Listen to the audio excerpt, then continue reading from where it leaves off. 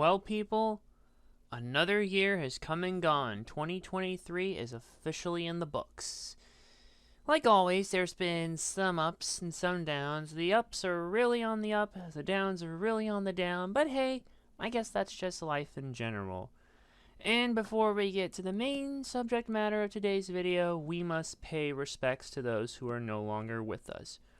Remember what Gianni Matragrano's Duke Nukem impression said, basically. Our job now is to use the spark they gave us to light the torch of those not with us anymore and to carry it further. It's a very wonderful way of thinking about things, and yeah. And with that, rest in peace to the following people: Fred White, Ken Block, Chris Ledzema, Earl Bowen, Jeff Beck, Lisa Marie Presley, Jamin Pug, aka Jay Briscoe, Edward Pressman, David Crosby, Annie Wershing, Lisa Loring, Cindy Williams, Gregory Allen Howard, Lanny Poffo, Melinda Dilla, Marcus Sparaccio, aka Armake21, Burt Bacharach, Jerry Jarrett, Raquel Welsh, Richard Belzer, Jansen Panettiere, Toru Okada, John Motson, Wayne Shorter, Tom Sizemore, Gary Rossington, James Topol, Lance Reddick, Norman Steinberg, Brendan O'Brien, Jeffrey Vandergriff, Ryuichi Sakamoto, Michael Berlin, Robert Miller, aka Bushwhacker Butch, Paul Cattermole, Michael Lerner, Barry Humphries, Harry Belafonte, Jerry Springer, Gordon Lightfoot, Sonia Pizarro, Frank Kozik, Superstar Billy Graham, Jim Brown, Ray Stevenson, Tina Turner, Sheldon Reynolds, Sergio Calderon, The Iron Sheik, Mike Batea, John Romita Sr., Treat Williams, Hiro Tsukamoto, Julian Sands, Alan Arkin, Draws, Tom Pauly, George Tickner, Manny Cotto, Tony Bennett, Sinead O'Connor, Randy Meisner, Paul Rubens, Mark Margolis, William Friedkin, Arthur Schmidt, Johnny Hardwick, Nizo Yamamoto, Terry Funk, Bray Wyatt, Bernie Marsden, Bob Barker, Arlene Sorkin, Jimmy Buffett, Steve Harwell, David McCallum, Michael Gambon, Burt Young, Rudolph Isley, Suzanne Summers, Richard Roundtree, Richard Mole, Matthew Perry, Suzanne Shepard, Rosalind Carter, Josh Ackland, Norman Lear, Benjamin Zapania, Ryan O'Neill, Andre Brower, James McCaffrey, Camar de los Reyes, Tom Smothers, Lee Sun Kyun, Killer Khan, and Tom Wilkinson. May you all rest in peace. And with our annual In Memoriam out of the way, it's time to talk about the games I played in 2023. You know the drill of how this works. We go month by month by the important stuff that I have logged on my How Long to Beat, and we talk about it. So let's not waste any time. Let's get into it. January always seems to be back to it all, basically, and we wasted no time with a leftover from 2022 that kind of gave me some grievances because of emulation issues, but now I think that's all worked out, so we'll be good in the future. It's Call of Duty Finest Hour. This was one of the few console-exclusive CODs, and also back when the franchise was still primarily a World War II-oriented one. In fact, it was actually the first console installment of Call of Duty. It actually has a different storyline and is more of a side story of the main COD that came out on PC the year prior. This game came out in 2004, PS2, GameCube, and Xbox. There are 6 intertwined stories, all based on real events from different soldiers. Music was actually composed by Michael Giacchino, who did a lot of musical work on the original COD and even Medal of Honor franchise. And believe it or not, AC/DC singer Brian Johnson actually voices one of the British commandos, Sergeant Starkey. You know, I didn't play this one initially. Like, I played Big Red 1 before I played Finest Hour, and while I do think Finest Hour is good in some different parts, I think having played Big Red 1 before this one actually spoiled me. Because again, everything starts off fine, but then it starts to go off the deep end. I did a full stream of it, and not to mention all my other emulation troubles as well with it.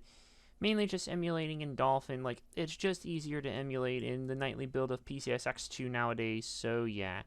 Despite this, I think the campaign is pretty good in its own right as well. The way it intertwines the stories is fine enough. And if you manage to get through decently enough, you can beat it in about, like, 6 hours or so. And thanks to Xbox Live's original replacement Insignia bringing it back, now you can actually properly play it online. And yeah, either way, there's really not much else to say about it. It's a good game in its own right, and yeah, this is before COD went, you know. Now, this is a replay, and I won't be talking about many replays, but given that I've never talked about this one in this series before, I figured I should talk about this one proper. Yakuza 0. I eventually reacquired all the Yakuza games on Steam through some sales and everything, and I intended to replay them all in proper chronological order on PC. When I got my PS4 Pro, I was not happy with the choices of games I got, basically. A PAL Horizon Zero Dawn, and Street Fighter V, which got censored on PS4, so I ended up getting the proper Horizon Zero Dawn, and the game I should have fucking gotten because it was only $20 at the time, Yakuza Kiwami. So I played that first and beat it, and then I went back and played Zero. Yakuza 0 was actually a prequel in the mainline series. This one takes place in 1988, basically. And basically, this shows the past of how Kazuma Kiryu and Goro Majima would eventually get intertwined. And basically, both of them are drawn into a conflict surrounding the Empty Lot. It's a small piece of land in Kamurocho that the Toho clan want to acquire for redevelopment of the area. This one eventually becomes, well, Millennium Tower. And by and large, it pretty much kept a lot of the same stuff of what made the previous games pretty good, but it had a very unique setting with its 1980s setting. Like, cash is flowing non-stop, so you'll never be able to, you'll never really need to run out unless you encounter Mr. Shakedown, and in that regard, just stay away from him. Either way, it pretty much has a lot of the same hallmarks. Good side stories that even flesh out future characters as well. Such as, what was his name? The main antagonist of Yakuza 2, actually. I forget his exact name here. I swear it's on the tip of my tongue, and it's, yeah, Ryuji Goda, who actually has some appearances in this game. In a couple sub-stories, at least, you'll see him. And it used the skill system similar to Ishin as well, which has the skill tree that's unlocked during the game. And again, sub-stories, you get more money as well. Some things are more expensive, but again, it's not that difficult. And by and large, it also has the same business things, so you can always earn more money. And by and large, the game itself is just very damn good. It has a very good story grip to it. I really enjoyed it when I first played it back in 2018, and I still enjoyed it for my second time around. You know what? I don't even need to say more. If you're going to start with the Yakuza games proper, please play Zero under any circumstances. Like, seriously. Start with Zero and just work your way up chronologically. Because I played it in the most screwed up order when I played it. I played Kiwami, then Zero, then 6, then Kiwami 2, then 3, 4, 5 remastered, and then somewhere in between was The Judgment and Fist of the North Star Lost Paradise, but those are different beasts. So yeah, just play Yakuza 0. If you're still watching this, Steam sale will probably be over for it. But next time it at least goes on sale after the next, do yourself a favor and buy it. And buy the whole damn series and just play through it. It's great. Okay, this next one was definitely a revisit, but a different version. Half-Life 2 Update. This is a mod that basically it brings a lot of quality of life improvements to Half-Life 2.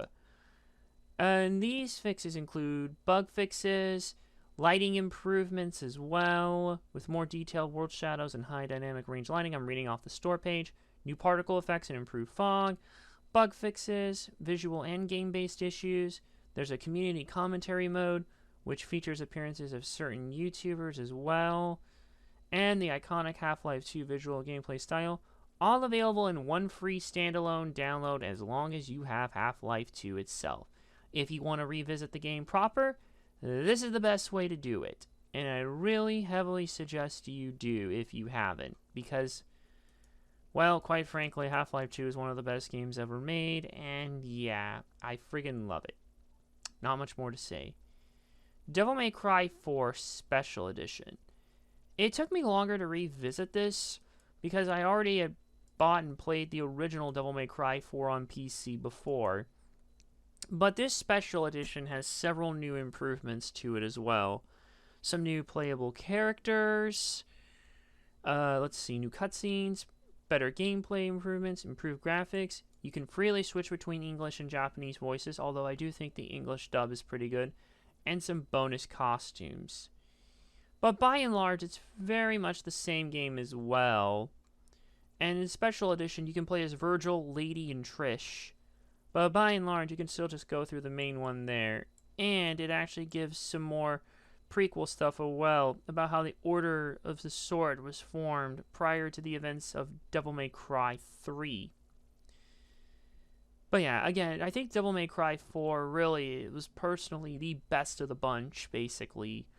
Although at the time I'm playing Devil May Cry 5, and I think that is starting to run circles and actually be even better in some regards at least. Well, maybe not so much these sections, but still, it's given 4 a run for its money. But still, don't let that deter you from playing 4 if you haven't, or if you just want to revisit it. This is the perfect way to revisit the game, and I'm actually glad I did, because I still think it holds up very well. The action is great, it looks great.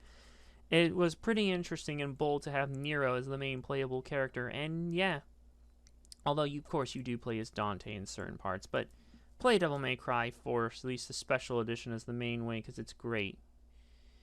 Let's see. Next up on the list, back to the Yakuza train, Yakuza Kiwami. Now, this was actually the first game in the franchise I ever played proper on my PS4, but since I didn't start doing these until 2019, I'm only talking about it now. Yakuza Kiwami itself was actually a remake of the original PlayStation 2 game. It was built on the same engine as Yakuza 0, but by and large it has the same plot as the original. Kazuma Kiryu is demoted from the Toho clan and taking blame for his boss's murder that his friend Nishiki commits. He spends a decade in prison, basically, and now he has to re-find everything who's gone missing. This remake actually fleshes out more things in the story, such as why Nishikiyama became the way he did while Kiryu was in prison, as well as the struggles between Kiryu and Majima. Maybe a little too much so, as this is why the Majima Everywhere mode became such a prominent feature in Kiwami. They had always wanted to remake the first game as well in 2015 as a 10th anniversary celebration, but they were unsure because the main team was focusing on Yakuza 0. And with how successful that was, especially reviving the series' popularity in the West, Sega went ahead and wanted to remake the first game immediately. They made a lot of improvements to where it plays smoother than the original. It looks better as well. There's a ton more content. And by and large, it's a very damn good remake as well. And honestly, after you play 0, just jump into this one next, because it's also very good. I've streamed it once, I've played it in my spare time once, and I don't know if I should replay it again at some point, because it's really good. Now, back to first time playthroughs, we have Star Fox Assault on the GameCube. This was one of my Retropalooza Houston pickups from 2022, and it was basically a return to form for Star Fox, as the previous game, Adventures, was more of a Zelda clone, as opposed to this game, which is more of your traditionalist one, but it does have its own twist as well. In addition to flying R-Wings like in 64, you can drive a Landmaster on the ground, or you can even perform certain tasks on foot. It's a much shorter game, too, in that regard. I think you can beat it in like 4 to 5 hours if you know what you're doing. And basically, this game takes place after Star Fox Adventures and follows Fox McCloud and his team attempting to save the Lilat system from the enemy insectoids being called Aperoids. It has a lot of good orchestral arrangements of music from Star Fox 64, as well as ones created for this game. It was actually mainly developed by Namco, as opposed to Adventures being developed by Rareware. I do think it does blend everything pretty well altogether, all things considered here. And, like, it definitely brings it more back closer to form, basically. The only thing is, yes, it is a bit too short, basically, for its own good. Especially given the fact that this is one of those ones that Nintendo have not re-released in recent memory. And it's like a $40 game still, for a game that's like 4 hours. I mean, if you've got people to play locally in the multiplayer, though, that's one thing. But otherwise, yeah. And to be honest, I do think there are some bumps later on in the game as well, where some of the levels just get a bit too damn difficult for their own good. Especially when you start having to traverse farther away from what it feels like, at least. But you know, on the whole, I do think it's still a very enjoyable game, and I am glad I still played it and beat it. I still need to beat Adventures. I know, I need to beat Adventures. I haven't even had a chance to get around to it. Well, I've tried to get into it, but if I ever beat it, I'll explain later on, but that's enough of that for now. But yeah, Star Fox Assault's pretty good.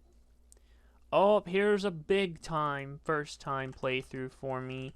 Red Dead Redemption.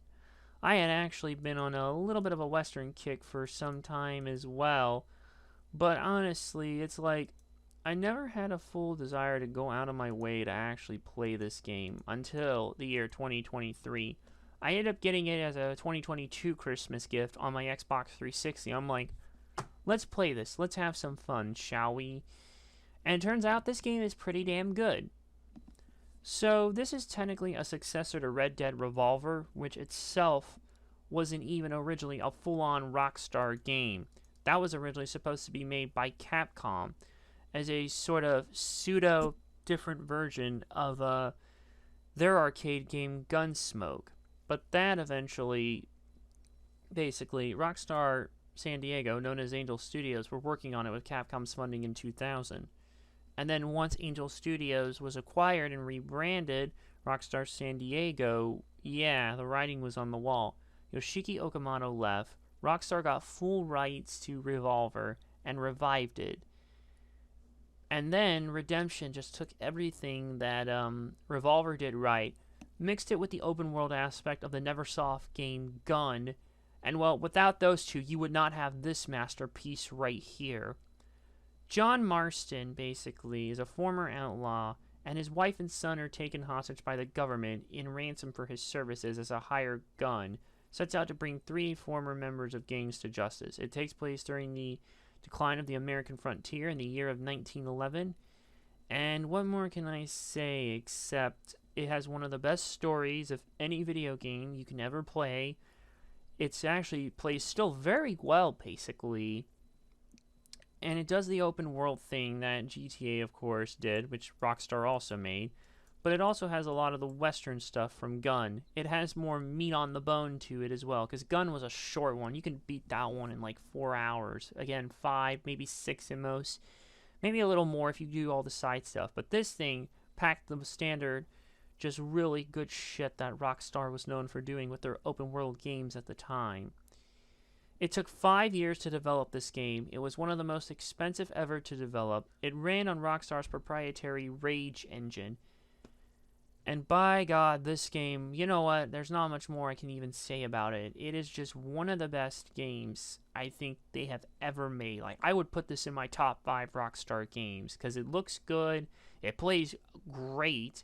It's very memorable. And I think out of every shootout, like, Western game I've played, this has the best dueling mechanics, basically. Like, I didn't really like the ones in any of the Call of Juarez games, but this there, I think, absolutely got it right on that regard as well. And, of course, there's the Undead Nightmare, single-player campaign, which I probably may play that for this year's horror month. I don't know. We'll see. Will I play Red Dead 2? I don't know. Yes, I know they put it on PC, but Rockstar makes us use their crappy launcher, so no thank you. If you still haven't played Red Dead, you can track down an old copy for the PS3 or 360, or if you get a 360 copy, you can play it on an Xbox One and on, or if you have a Switch or PlayStation 4, you might just be able to play it that way. If you haven't played it, please do. If you have, maybe go revisit it or something. And to close out January, I had a replay through of Yakuza Kiwami 2. Now, Kiwami 2 basically, much like Kiwami 1, was a remake of the second game. I played it initially back when it first came out on PlayStation 4. And again, with it coming so soon to PC, despite being initially a PS4 exclusive, I was kind of surprised in that regard. Still, regardless, do play it. Basically, unlike Kiwami 1, which uses the Yakuza 0 engine, Kiwami 2 uses the Dragon engine from Yakuza 6.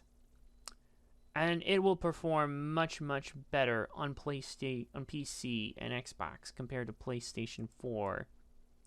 But anyways, after the events of the first game, basically, Kazuma Kiryu is dragged back into the world that he left behind when the clan's fifth chairman, Yukio Terada, is murdered by assassins from a rival organization, the Omi Alliance.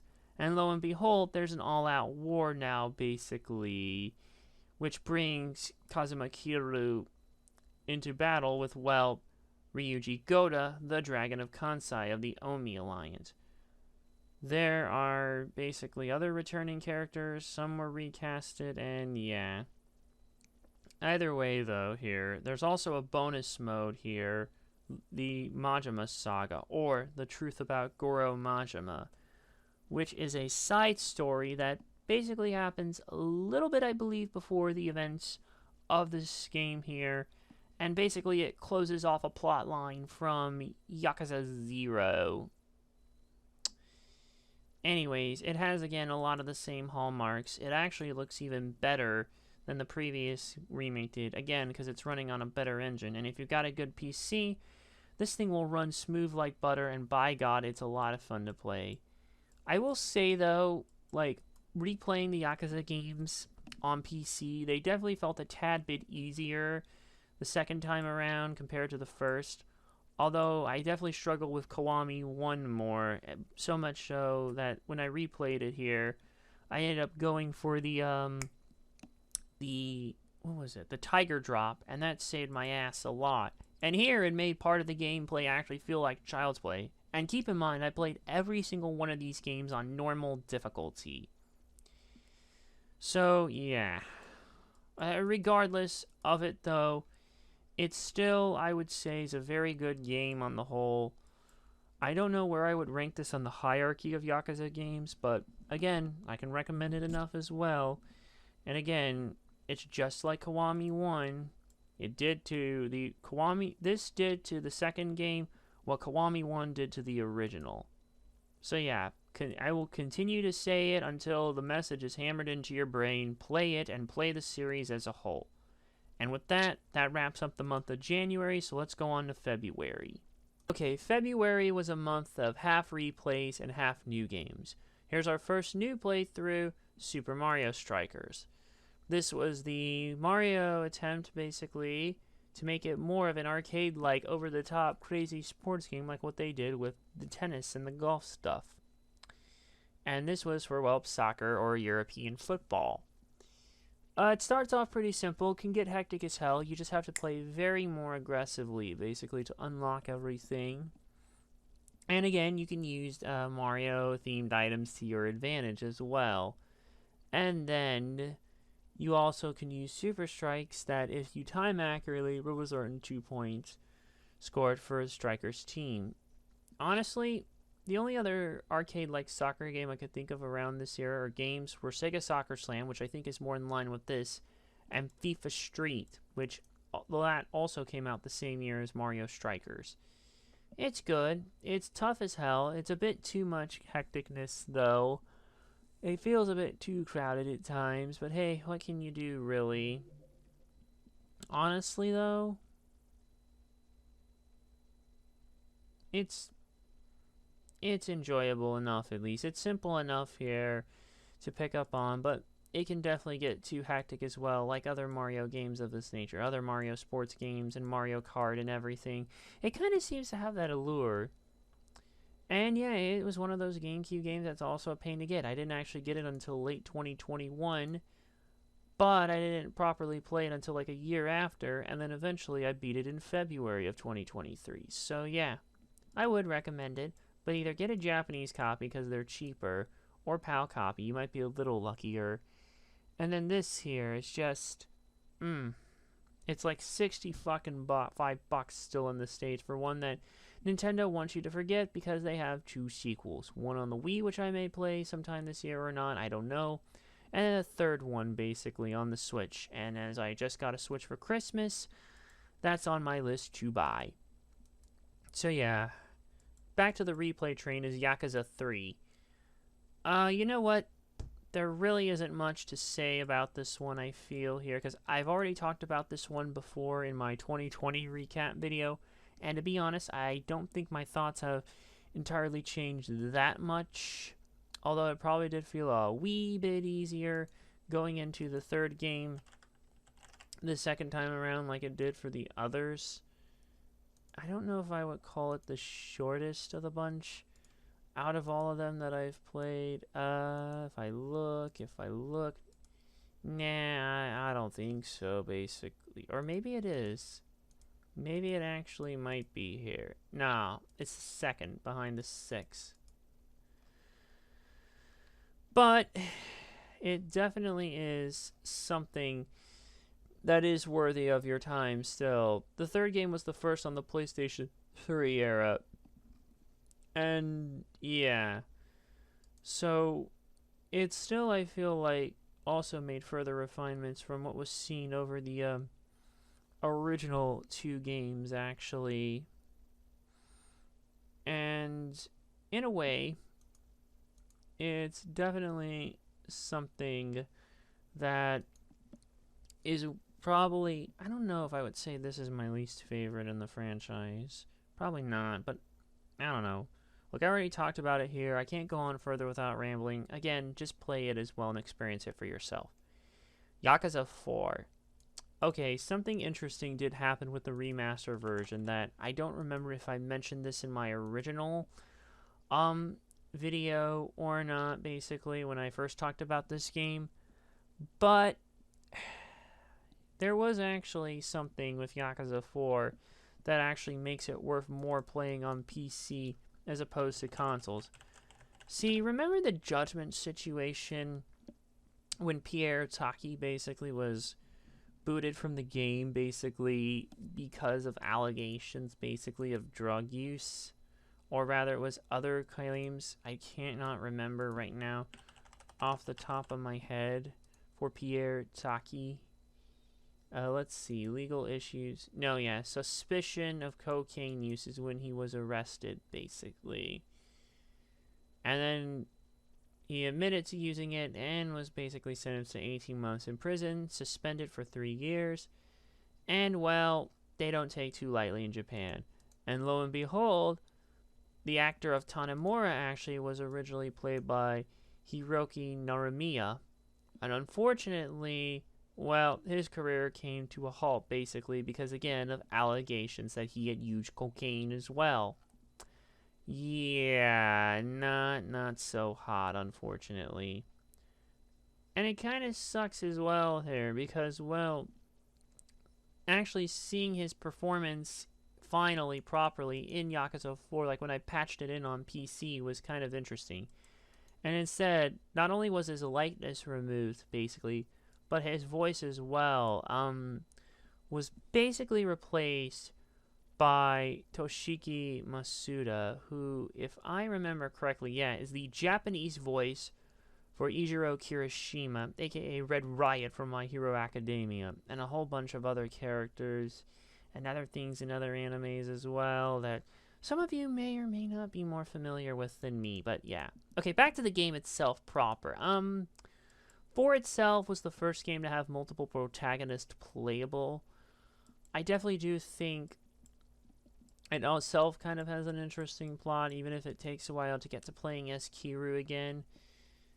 But you know what?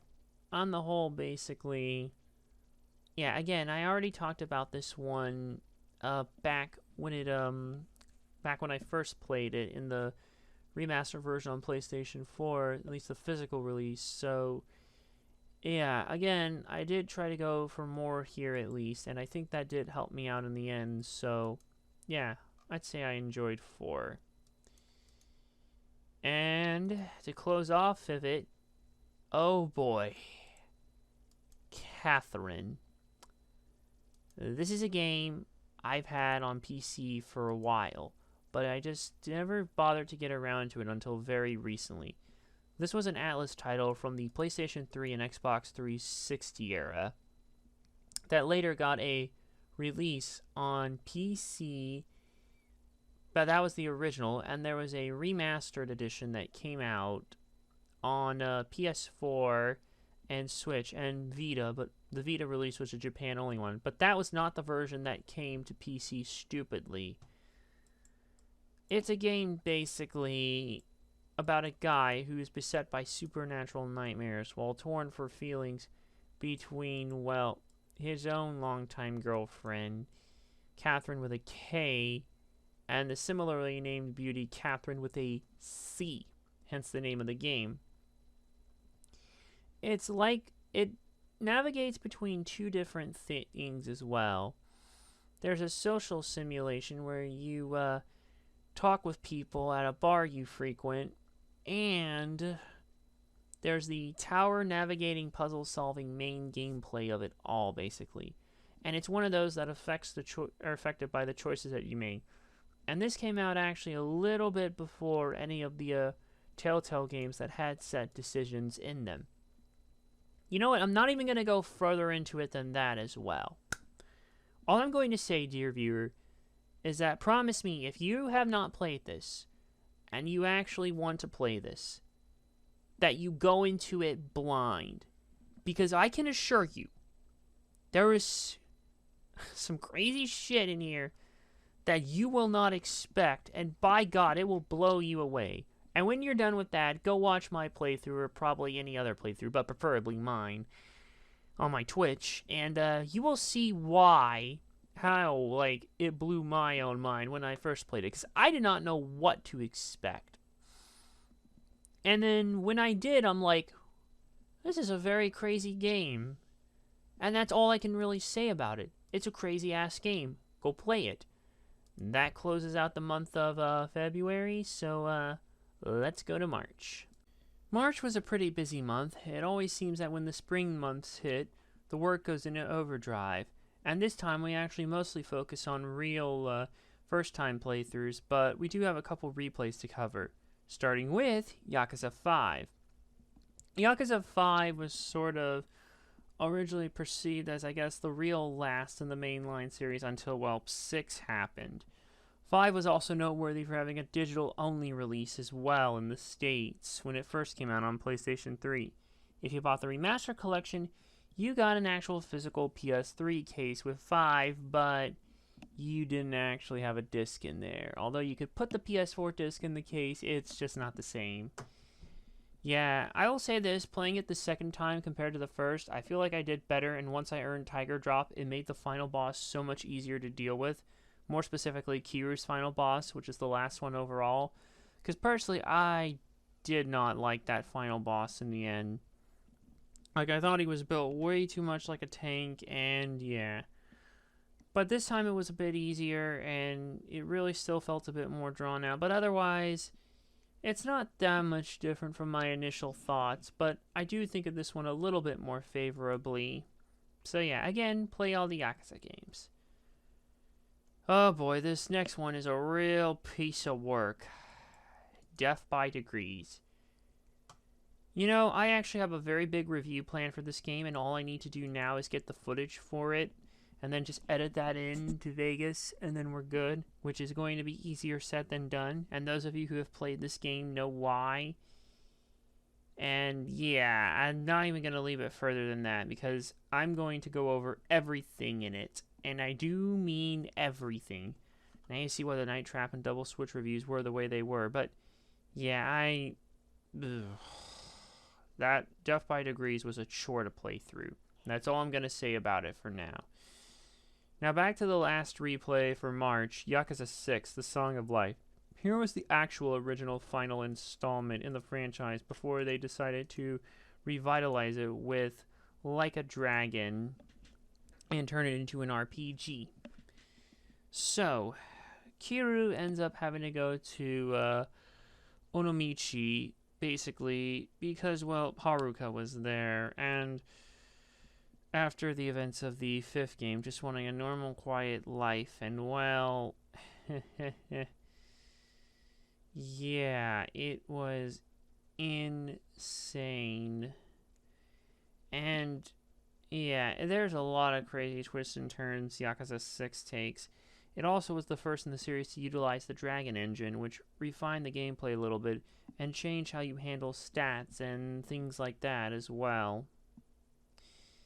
And beyond that as well, there's also the Clan Creator mode, which was more like a strategy side story thing that actually had real wrestlers from New Japan, such as Tetsuya Naito, Hiroshi Tanahashi, and Kazuchika Okada. And beyond that, it is a very damn good game, even if I played it out of order.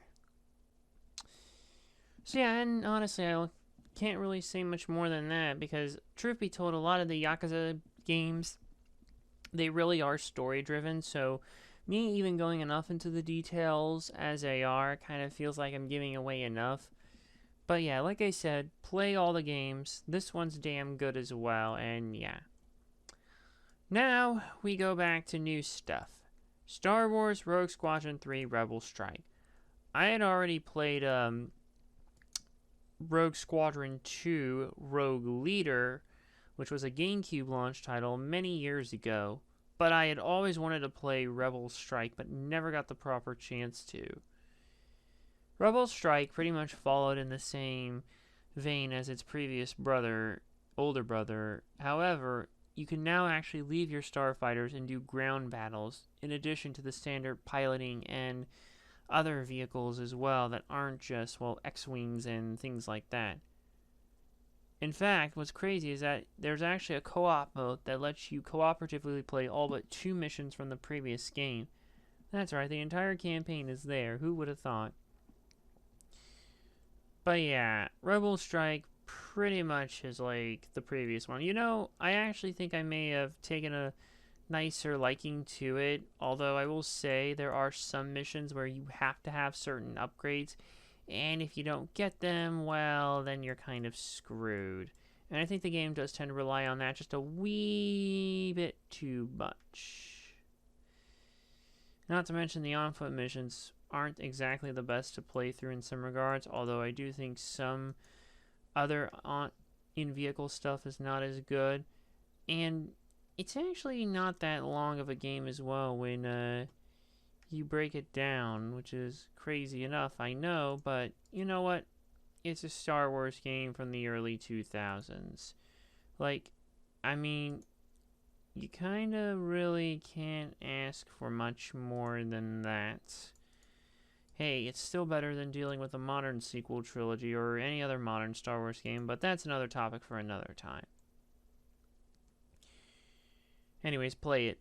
Next up on the list is Rainbow Six 3 Black Arrow.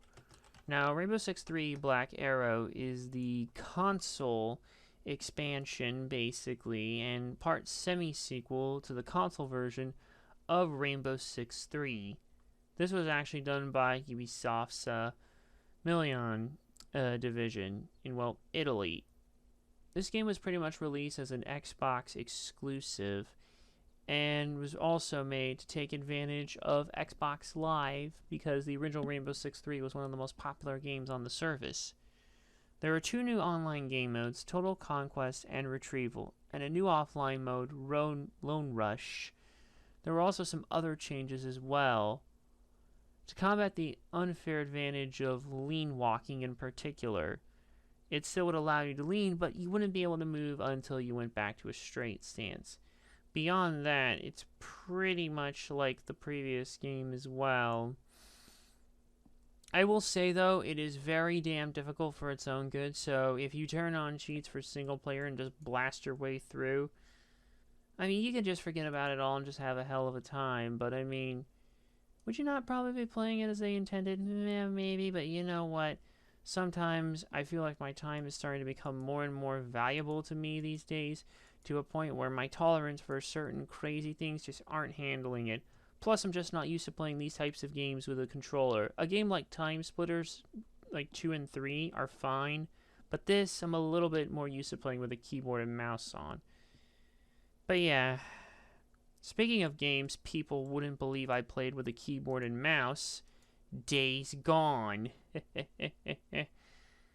Days Gone surprisingly got a PC port, and I did get it as a gift back in late 2022, surprisingly, but it took me a little while to get through it, because it's a bit of a big game, not gonna lie. Like, seriously, you'd be surprised. This game was developed by Ben Studio and was originally released as a PlayStation 4 exclusive, but eventually got a PC port in May of 2021. Basically, a pandemic hits the world and turns a portion of humanity into zombie-like creatures, and it's set in a post-apocalyptic Oregon. Funnily enough, that's where Ben's studio is based, in, well, Bend, Oregon. And you play as an outlaw turned drifter known as Deacon St. John, who's trying to find his wife, Sarah, and basically goes on a quest to find her while investigating whatever the hell's going on in the world. It's played from a third-person perspective, and it's not just your atypical zombie game. Basically, you have these biker elements, which is the main way Deacon travels. He travels on his bike. As a result, basically, there's a lot of driving in the game, and you'll use it to get from point A to point B more often than not.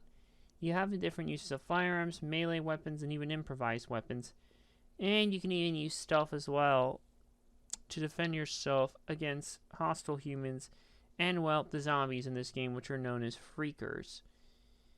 At certain points in the game as well, you will have to basically go around these, you'll have to go around these nests that can throw out, like, shitloads of them. And so the idea eventually is that you would get fire weapons to lure them out, throw a fire weapon in a horde when it comes out, start burning them, and then just keep dodging them and blasting them away with a machine gun while blaring Metallica at max volume through your earbuds. More specifically, For Whom the Bell Tolls, or, well, Master of Puppets, because Zombieland 1 and 2 or something. Anyways, when this game came out, it got a very mixed reception, because people were not a fan of the story, mission design, and technical issues, but they loved the way it looked, the AI, and of course Sam Witwer's performance as Deacon. While Days Gone actually was a commercial success, as it sold more copies of Ben's Studio than all of Ben Studio's previous games combined, and was even the 19th best-selling game in 2019. Unfortunately, they tried to do a sequel, but unfortunately, due to the mixed reception and the lengthy development process, Sony outright rejected it, basically. And that's kind of a shame as well. Hell, because I actually think Days Gone was actually a very enjoyable. Like, maybe a little other longer in some aspects, but I do think it has enough interesting things to help it stand out from your very atypical zombie game. It's just fun to mow down hordes and hordes of freakers. And the PC port of it was actually very damn good as well, especially if you've got a powerful enough PC. I would definitely recommend you get it, but maybe on a sale, or maybe not. The game, I believe, is currently 75% off right now during the current Steam Winter Sale. By default, it's $50. I spent about 40-something hours in total just going through it all. Like 44 hours, and I'd say it was worth it. I mean, but then again, I did get it for free, so what can I say? But seriously, if you do want something a little bit more different and you're willing to set aside time for an open world zombie game, Days Gone might be worth the look. And finally, to close out March, oh boy, because WrestleMania was literally coming up the week before when I played this game, it was only a matter of time. WWE Day of Reckoning. You know what? This is another one that I have a big, long review planned for, but unlike my Death by Degrees review in the works, which I have mostly everything there except the actual game footage, I don't even have a damn script for this one yet as of writing it. All I'm going to say is that Day of Reckoning is going to whip you into shape and still has a lot of the hecticness that other WWE games on GameCube are known for. As it stands now, this is the last of the ones I've played. With this, the only WWE GameCube game I've not played is Day of Reckoning 2, and I will be trying to fix that sometime this year. We'll see what happens. Either way, I have a very rough feeling. And with that, we close out March. Let's go to April. April always as well seems to continue to be busy as hell when it comes to this sort of thing, and oh no. Another frickin' Winged Cloud visual novel in Sakura Succubus 7. Why are there 7 on these one when they could follow up some of the other ones that they have, but won't for whatever reason? Who knows? Winged Cloud is a beast. And why are these my kryptonite? Because the art is easy on the eyes, and geez, I don't know, badges or something and achievements, and I don't friggin' know. I'm just going to read the base description for this one here, and we'll just leave it at that here. So let's see here. A sweet-natured Asturian princess and her maid, basically, ends up with the same damn protagonist of this franchise that you're used to seeing. They get taken on a tour of Tokyo alongside the standard cheerful e-girl and the grumpy idol. And things happen, blah, blah, blah. There's a ton of sexy sex and blah, blah. I don't know anymore. These are my kryptonite. I can't even explain it. Some of you probably will feel it. The rest of you won't. Let's not talk about it. Let's just move on to something different. Oh, here's something good.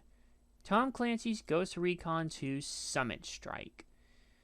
Now, unlike some of the other Tom Clancy franchises like Splinter Cell and Rainbow Six, which I really got hooked on, out of the big 3 of these, I never really got hooked on Ghost Recon as much. It just never caught my attention like the other 2 did. And now that I finally have had a chance to play it properly, I might actually give this series more of a proper go. Ghost Recon is the X2 Summit Strike is the Xbox exclusive expansion to the original Ghost Recon 2, which was a console-only game, even though the original came out on PC, but who cares? So the thing about Ghost Recon, basically, is that you have a lot of the same tactical elements of, like, Rainbow Six, where you have squads that you can control, and, well, yeah. However, this actually plays out more like SOCOM than it does Rainbow Six. You're in a more open environment. There's not really much of a focus on breaching and clearing faster. And while you still have tactical elements in the game, it's also not as stealth-heavy as, say, Splinter Cell. And by and large, it's not as difficult. And I feel like it's probably the easier of the 2 to get into. But still, though, you'll have to be ready for anything and everything to survive. It runs on the Red Storm engine because they're the ones who developed it. And honestly, it's a pretty enjoyable game. Okay, that last mission, though, was still complete bullshit, basically, and I had to bypass my way through that one because it just would not properly function no matter what. Or at least I feel that way, but you know what? Other than that, I think I'll probably want to check out more of the franchise as I keep moving along. But, in due time, I do have Rainbow Six 2 in the stack, but we'll see how that goes. Now, another replay is Judgment. Again, I played this one back when it came out on the PS4 in 2019, and when it finally came to PC and I had a chance, picked it up and played it through. And what more can I say except it kicks ass still. It still kicks ass. I think my thoughts summed it up pretty well, and again, like Yakuza 5, I prepared myself better to get Tiger Drops, so I wouldn't even underestimate the final boss in here, because I did fail enough to have to switch it to easy when playing it the first time around, and that kind of ate me up a little ways. But not this time. It still has a very gripping story, too, like, and the perspective you get playing on the opposite side of the crime world in Kamurocho, especially as a detective. And yeah, what can I say except play judgment? Next up is Crash of the Titans. This is another Retropalooza Houston pickups. And I got this one from my main man, Hav Gies. I had always wanted to play this one after having played the other Crash games that preceded it. Mainly the ones that came out on the PS2 and Xbox, in The Wrath of Cortex and Twinsanity. This was actually the first of several Crash games, of two at least, to be developed by, well, Radical Entertainment. Before, they had only developed Crash Tag Team Racing. But this was a straight-up normal platformer, and it also came out on the 360, which was the version I wanted to get. But that version was kind of a bit more pricier than your average Xbox 360 game. But that sweet, sweet gamer score, I tell you, it's too good to pass. Oh, and it's gone down in price, and that drives me up a wall. But that's not important now. What is important is how it stands up. And you know what? It's fine. It kind of does some new elements instead of your normal atypical Crash things.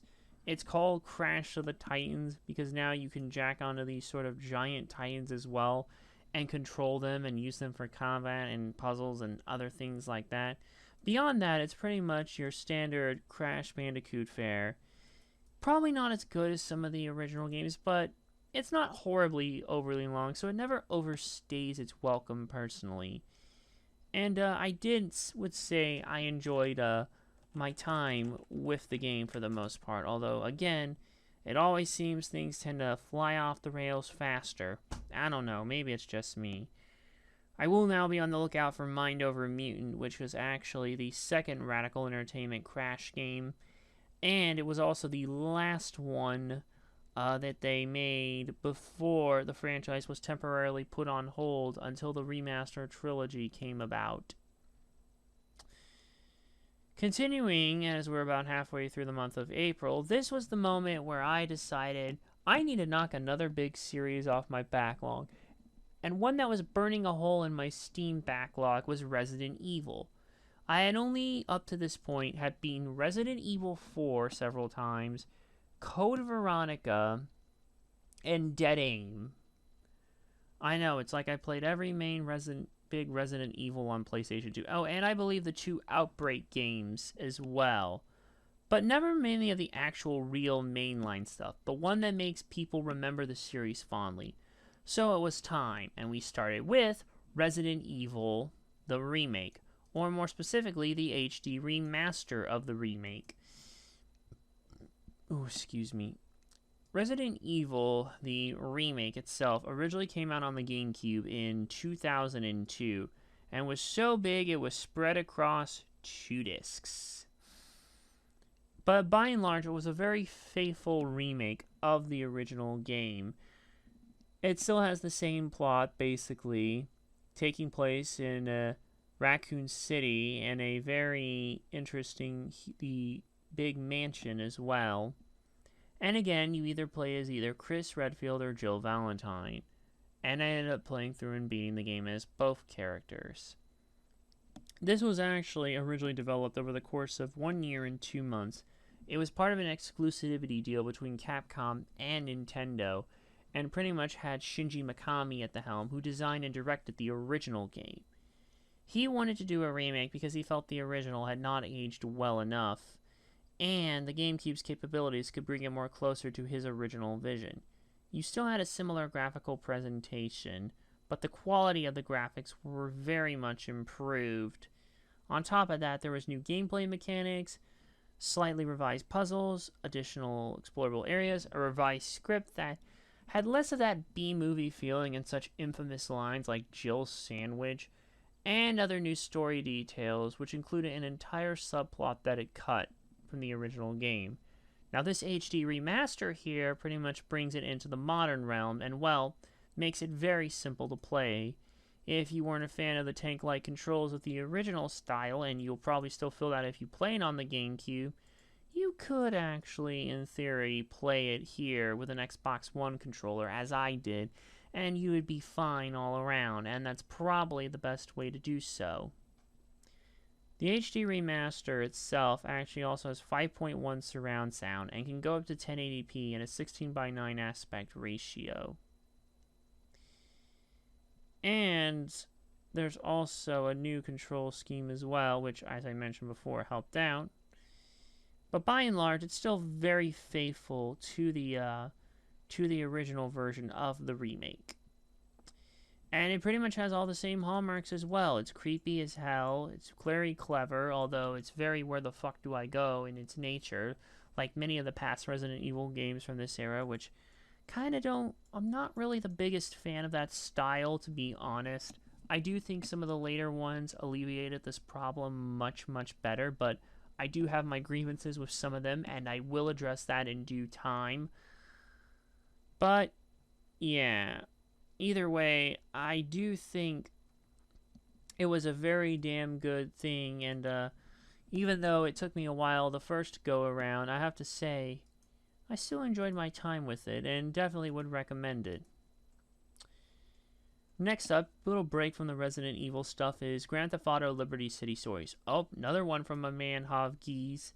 Although I picked this one up back in 2021, I didn't get around to playing it until 2023.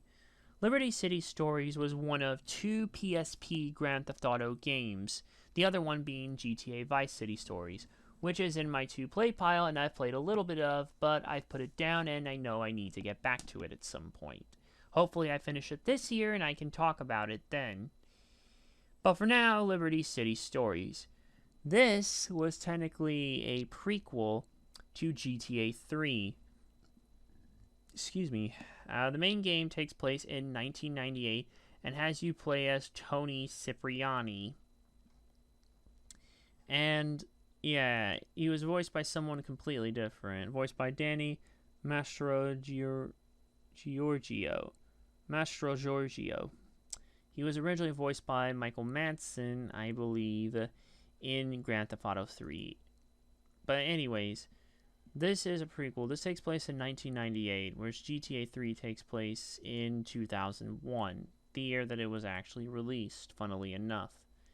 And it uses the same setting of Liberty City, and basically, it's Tony Cipriani's rise through the ranks of the Leone crime family, while also being involved in a power struggle amongst, well, all the mafias in Liberty City. And if you've played the GTA games in that era, you know there's a lot.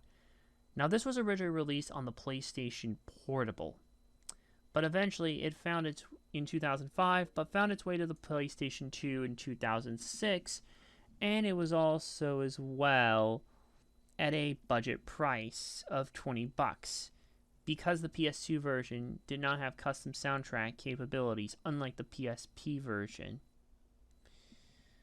I'll say this, it's very much like your atypical Grand Theft Auto game. You have a lot of what you normally do in missions and stuff like that, but I don't know. To be honest, I didn't find the story as endearing as the others, which I guess I should expect because this was a PSP title and a shorter one. It also doesn't have as much meat on the bone as a typical Grand Theft Auto game. You're still going to be busy for quite a good while anyways, but not as much as, say, the main games on the PS2 that were built natively for that system. And plus, there was actually a lot of performance trouble I had with, in part. Like, mainly just navigating the menus and trying to go in and save it. I don't know why, but it's like the frame rate dies in the menu when you try to save the game. It's genuinely a pain in the ass, and that's part of the reason I'm still struggling to play through Vice City Stories, because that problem hasn't been fixed. And there was some other in-game performance problems, and yeah. But I will say there is still some enjoyment in this to be had, and if you are a GTA fan, you probably should play this at one point. It has been released on some modern platforms, such as, well, mobile devices mainly, but how you play it is up to you. And with that, we continue as well. Here's another new game I decided to give a run through because I picked up its sequel on Steam, but had to sail the seas for this one because you can't buy it digitally, shockingly. American McGee's Alice. This is basically Tim Burton's Alice in Wonderland, but actually done properly. Actually dark and actually twisted and shit. And it's clever. It's a very clever game, and quite frankly, if you have not played this and you want something of this nature, you definitely should. Basically, it's a more gloomy, cruel, and violent version of Lewis Carroll's novels Alice's Adventures in Wonderland and Through the Looking Glass. And basically, Alice, her family gets killed in a house fire years before the story of the game takes place. She spends several years in a psychiatric clinic, and then she makes a mental retreat to Wonderland, which has been disfigured by her injured psyche. So she has to go in and basically clean up the mess and to free herself. It runs on id Tech 3, which for a third-person game was kind of shocking, but it runs surprisingly well. And it was redesigned for this game, by Ritual Entertainment. Although it was Rogue who primarily developed it. The game was actually very well received, and honestly, playing it, it's a very creative game. I love a lot of the settings about this, actually. I love a lot of the music. Although some bosses are a bit too much of a pain in the ass, and it can be kind of a pain to figure out which way to go here. But for the most part as well, this is such a very creative game. Given that American McGee wanted to do something entirely different, I'd say this game very much lived up to its ordeal as well. And quite frankly, it's genius. Like anyone who has pretty much disgusted by Tim Burton's Alice in Wonderland, and who could blame him, and has never played this game, owes it to themselves to do that here. Just play it. Like, I think it's very twisted. I think it's very creative. It is a bit also more difficult and tough in some parts, but playing it almost felt like playing an older version of, like, I guess a grown-up version of some of those older, like, Harry Potter games from back in the early 2000s, like on PC, like Sorcerer's Stone, Chamber of Secrets, and Prisoner of Azkaban. And it kind of still provided a nice comfort appeal in that regard as well. So yeah, play American McGee's Alice. And to close off April, we've got one more Resident Evil game to cover. Resident Evil 0, the HD remaster. Now, Resident Evil 0 was actually seen as a prequel to the original game, where you play as Rebecca Chambers, who basically ends up teaming up with this convict known as Billy Cohen. Well, convict is a bit lightly. He was a former second lieutenant in the USMC, the Force Reconnaissance, and he ends up massacring 23 people, though. So yeah, and he's sentenced to death by a military court. Murky circumstances during a mission to Africa. Although apparently he may have been innocent and was the victim of a cover-up as seen in the flashbacks. It starts off on a train, basically, where Rebecca and Billy meet, and basically they end up finding an abandoned training facility through, well, the infamous Umbrella Corporation. Well, the main pharmaceutical force behind all the bullshit you see in the main games. This gameplay is actually very similar to the original, so it still has that where the hell do I go kind of nature in it that makes it stand out. But what makes it unique is that you can actually switch between two playable characters. And I don't mean just two separate different campaigns, basically, with two separate characters, like in Resident Evil 1, where you'd play as either Chris or Jill, or Resident Evil 2, where you could play as either Leon or Claire. Or even, well, Code Veronica, where you'd play one part of the game as Claire, one part of the game as Chris, and then go back to Claire for a bit. But you see, this game actually has them both going at the same time, Rebecca and Billy, and you need to use them to switch between, use them to solve puzzles together, and even unique abilities. Also, this game tried to change up the inventory system as well. You see, in the original Resident Evil, you could find these item chests that would let you store various items, and then you could just go and get them whenever you need them because you have a limited inventory space. You still have it here, but this time it does allow you to drop items freely on the ground and place them down. Now that seems like a better idea in theory, except for one thing. The item boxes are all completely gone. So it actually kind of makes it more of a pain in the ass, because now you have to remember specifically where things are. It also means that it's not as obvious to find certain save rooms as well with typewriters and ink ribbons. Honestly, it used to be at least somewhat easier, but I think I prefer the original Resident Evil inventory system. It's just less of a pain in the ass to navigate. And you know, I just think it's easier in that regard as well. The game was specifically designed to be more difficult, which itself was inspired by, well, Sweet Home, which itself was actually the main inspiration for the original RE. And so basically, yeah, I don't...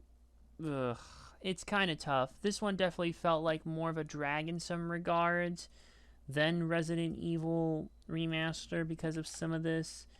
And yeah, I think it took me less time. Yeah, it still took me like 8.3 hours. And funnily enough, I think I'm the only person on my entire friends list, actually, who actually has gone on and beat the stinking game, which actually surprised me quite a bit, too. But I guess it kind of shows you a testament. I don't think it's bad, per se. There's still a lot to like about it. The atmosphere is still on point, where it's still spooky. The music is great. There is some clever bits in there and all, but I don't know. Not one I would go back to and replay frequently, but at least worth one playthrough. And with that, we close out the month of April. So May basically continues a lot more of the busy spring stuff, which I guess that's become part of the course for me here. And we picked up on some unfinished business from last month here with Alice Madness Returns, the sequel to American McGee's Alice. I never actually played Madness Returns, and it got pulled off of Steam for a while, but eventually it did come back here. And during this last Steam sale, it was literally only $2. At that price, how could I say no? But I do have some caveats. While I do like Madness Returns, and it's definitely a more twisted version of the previous game, like, it's basically American McGee's Alice on steroids, I do have some caveats with it. The main caveat I have with Madness Returns is that the pacing is not as good. I think because the original game, when I tallied my playtime, it ended up coming to about 6.5 hours on the lowest difficulty, which I think's fair for the most part, and even then there were some parts where easy wasn't easy, but it's probably a bit longer if you play it on normal. This game, though, it ended up taking me about, if I can pull it up, about 10 hours, and you really feel those extra hours. Like, the levels are longer, there's more platforming in parts, there's more puzzle, like I really do feel like they tried to expand it more, but I don't think it came off very well in the process. It just felt more padded out, and it just started to drag and drag and drag, and towards the end, and I don't know. I kind of prefer the original game on pacing alone. It's still a fine game, and since it goes on sale stupidly cheap, I don't see why you shouldn't get it, especially if you enjoyed the original game, but you better set some time aside, because, yeah. Continuing the Resident Evil train, we have the Resident Evil 2 remake. The Resident Evil 2 remake basically took the original game and basically put it on the more modern RE engine that they used in Resident Evil 7. And given that and everything, it was only a matter of time before they eventually took the classic pre-rendered camera angles, tank controls, the stand in place and shoot basically style and replace it with the more modern look. But they still kept all the creepy aspects and everything that made Resident Evil 2 a spooky game. The atmosphere, the music. Well, they remix the music, but you can use an original soundtrack swap, which is always a good touch because the original music for the game is so damn good. And by and large, it very much well brought Resident Evil 2 into the modern era. There's not much more I can say about it, but yeah, this is probably the best of the RE remakes that I've played so far. I have not played the RE4 remake, and I'm kind of dreading that one a little, but we'll see. Oh, look at that, another RE remake, and it's the one that not everyone is a fan of. Resident Evil 3 remake. Look, I get the complaints with this game, and truth be told, I don't hate it per se. I did enjoy my time with it, having never played the original Resident Evil 3. But man, from what I've read, they have cut out so much from this game. So much so, it's actually short. In fact, I ended up beating the whole game over the course of a day. I'm not joking, actually. It genuinely only took me like a day's worth of work just to get through it. And I ended up beating the thing in like 6 hours as a result. Heck, you can actually beat it in less time if you really know what you're doing. And hell, you could probably actually speedrun it in the under 2 hours and get a refund. And that's not by accident. The Resident Evil 2 remake was done by the main team at Capcom, but the Resident Evil 3 remake was done by the, let's just say, B team. And as a result, a lot of stuff was cut out from the game. Like the entire Clock Tower section is gone. Barry Burton's absence is completely gone here, which kind of snubs it a little bit. And ultimately, it seems like they have taken some liberty. So, I would say for first-time people who never played the original Resident Evil 3, you will probably still enjoy this and have a decent enough time.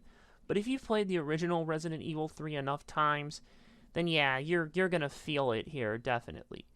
I would get this one on a sale, personally, and maybe just emulate the original RE3. It's definitely not a bad game by any means necessary. I did enjoy it, but yeah. I wish I could say I enjoyed this next one for the most part, but no, that's not exactly what happened. Marvel Nemesis Rise of the Imperfects. Oh, good grief. You know, this one's turning 20 next year, and I'm thinking I want to do a separate review of it, because honestly... Okay, I had heard that this was in the category of Metal Jesus Hidden Gems, but actually playing it, I was severely disappointed by the end. It's kind of a shame, because it has a cool plot to it, basically, that focuses on these new set of villains known as the Imperfects, hence the name of the game.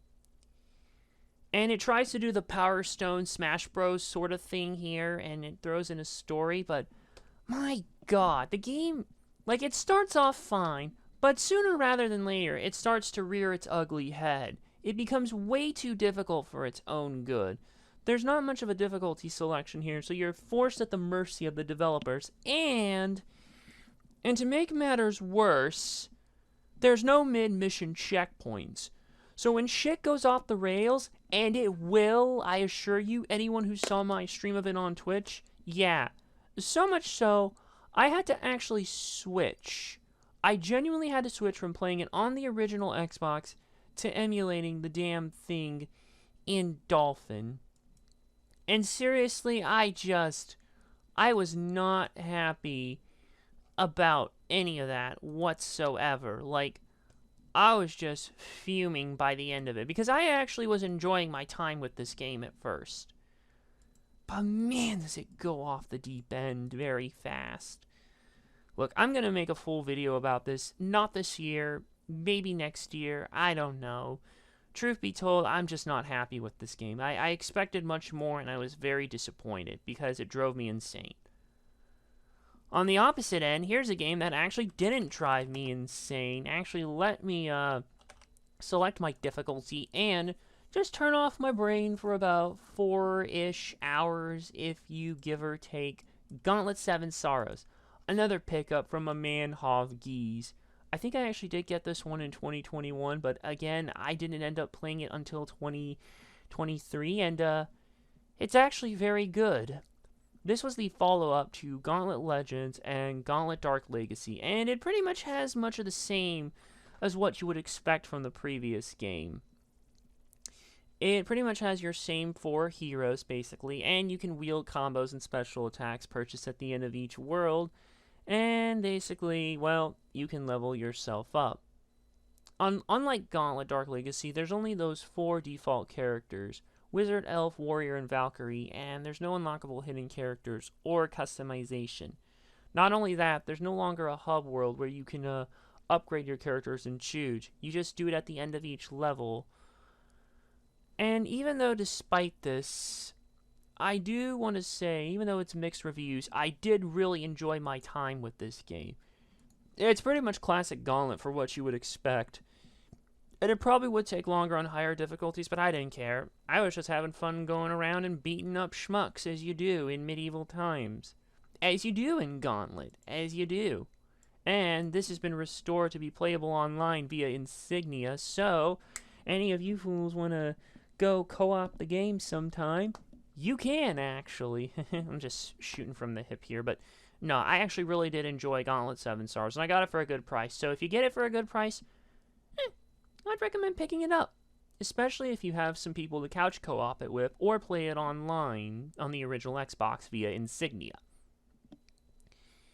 Back to the Resident Evil train here, as we're getting closer to the end of May, is Resident Evil 5. I had played this one a little in 2016, put it down for years, and when my binge finally happened, I came back to it, and I'm very mixed on this game.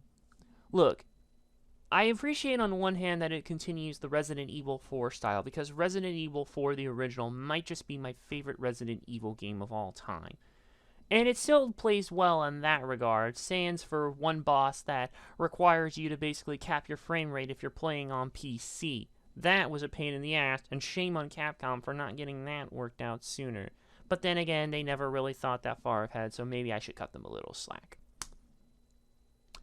On the other hand, I feel like this is where a lot of the bad vices of the series that made people put the series on the bad side of Capcom for a while was starting to rear their ugly head. Like, it became way more action heavy, way more outlandish with some of the stuff you're seeing.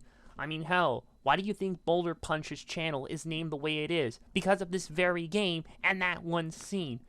Not to mention, it really does feel like it's meant to be more of a cooperative experience. Like, if you co-op it with someone, you will probably have a better time.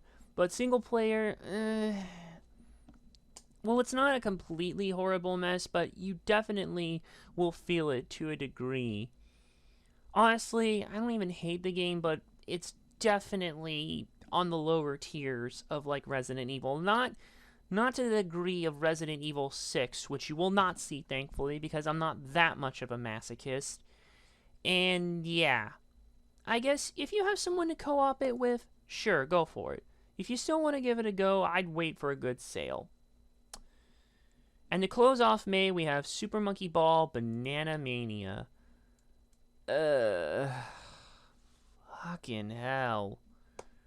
Look, I love Super Monkey Ball. I really, really do. But my God, did they just... I don't know. I mean, I don't know what happened here. I feels like they just tried to port the base game, basically, the original stuff. This tried to remake the original games, at least the first two with their levels, and basically put that in a more modern engine. Like, they did it with Super Monkey Ball Banana Blitz. And then Banana Mania was basically a remake of the first 3 console entries. Super Monkey Ball 2, which were originally GameCube games, and the bonus levels from Super Monkey Ball Deluxe, which was basically compiled all stages, added some original levels, and that was ported to the PS2 and Xbox. Unfortunately, I think they forgot to properly actually put the physics as you're used to. Like, if you've even remotely spent a decent amount of time with Super Monkey Ball 1 and 2 on the GameCube, like I have, and then you go in playing this, you're going to feel a difference quite a bit. I mean, Deluxe definitely I had some grievances with, but you know what? I still enjoyed it. But this, I think eventually at certain points it just started to drive me up a wall, and yet I was just so determined to brute force my way through. If you haven't watched GameSack's video about Super Monkey Ball Banana Mania, I would actually recommend doing it because it explains how much they screwed with the physics and everything, like how it feels different, like and all. Like that video there that Joe from GameSack made better sums it up than I ever could. So, I mean, there is some enjoyment if you're a fan of Monkey Ball, but again, I would probably just hold off on a sale. Not to mention, they put in timed exclusive DLC. Need we forget the one, basically, where they yeeted out Morgana from Persona 5, even though Sega owns Atlas and Persona and the character, so... Oh, just a bunch of stupid nonsense, but let's just go ahead and wrap it up there and get to the month of June. June is always the month of summer fun and all. And what better way to spend the summer, especially if you live in a state like Texas, where I live, where the heat is on, basically, to basically keep yourself cool and play some cool games. We're starting off with Battlefield Bad Company. Battlefield Bad Company was the first World War II or old school war entity in the Battlefield franchise and did something completely different. No, rather than what was normally done, this game basically here had a full-bore single-player campaign, basically, as opposed to mostly multiplayer-focused ordeal. This was also the debut of Frostbite 1.0, DICE's in-house engine that really just made this game look amazing. And the plot itself was basically inspired by the main movie that came to mind when I first played it was the Mark Wahlberg film Three Kings. It had Mark Wahlberg, George Clooney, and Ice Cube. It was directed by David O. Russell. And believe it or not, actually, that movie itself was also inspired by a classic Clint Eastwood film, if I can remember off the top of my head. Yeah, Kelly's Heroes. And by and large, it's actually pretty damn good as well. Like, I still think technologically this game still looks very impressive. I never played it for so long because it didn't come out on PC, but I did get this one for a few bucks at Retropalooza Houston, and it was damn well worth it. It looks amazing. It actually still plays pretty well for a console shooter that came out like early on in the 7th gen lifespan. And by and large, it's pretty damn good. Still gonna say that Bad Company 2 is actually my favorite of the bunch because I beat that one first proper, but this was a nice stepping stone to what would eventually become probably one of the best damn things out of the Battlefield series. I wish we'd get another Bad Company. But no, after the disaster that was 2042, which fell off a cliff hard, I don't know right now. So play the Bad Company games if you haven't. You'll have to get this one on consoles, but just do it because it's worth it. Back on the Resident Evil train here, we have Resident Evil 7 Biohazard. This is the game that finally put Resident Evil back on the map, while still providing a brand new set of twists. I will say, for Resident Evil 7, what makes it so interesting here is that not only do they go back to a similar getup to the first game, where you're in this house, but they managed to give it its own flair. Resident Evil 7 Biohazard takes place basically in a middle-of-nowhere house in Louisiana, basically, where Ethan Winters is trying to find his own damn wife. And basically he finds this house, and lo and behold, the not-so-nice Baker family pretty much ambushes him, captures him, tortures him. I'm going to say this much for both of these games. Ethan Winters has to be probably the most abused Resident Evil protagonist in the entire history of the franchise. And anyone who's played both 7 and 8 will know what I'm talking about. I ain't going to spoil much from there, but you definitely should play these. I'm just going to say that much. I think this actually might be the scariest game in the entire franchise. You're entirely playing it in first-person perspective, and it really just harkens back to a lot of the good shit that made Resident Evil, the original games, so good. And I mean like the classics, like from a horror perspective as well. Either way, though, there's definitely a lot more puzzles here as well, and yeah, of course you can choose your difficulty as well. And it's very much an interesting game. And if you really want to push yourself to the limit, you should definitely play it in VR, but you'll only be able to do that on PlayStation. Because, well, Capcom got some exclusivity deal to make PSVR Resident Evil exclusive there, and yeah. But yeah, it's finally really amped up the scares. It provided a brand new twist while still keeping what made Resident Evil good. Not being too much where the hell do I go, at least nature, like the original games. And genuinely, I would definitely recommend you play Resident Evil 7. Okay, this is only going to be a quick retouch on this next one because it's a replay. Shinobi PlayStation 2. My opinion has changed about this game quite a bit, and I've now fallen in love completely with it because I actually got good at it. Like I did with Cuphead the year before. I made a review of Shinobi. Please go watch it if you haven't. I even reviewed its sequel, Nightshade. Just go back and watch that review. So yeah. Now we're back to newer playthroughs. We are on Shadows of the Damned. This was a game I actually picked up on a blind buy at Retropalooza Houston on the 360 for $30. And literally the day I go to stream it, boom, it's announced that a remaster drops. So I'm like, well, shit, I just bought this, now what? Well, might as well just play through it anyways.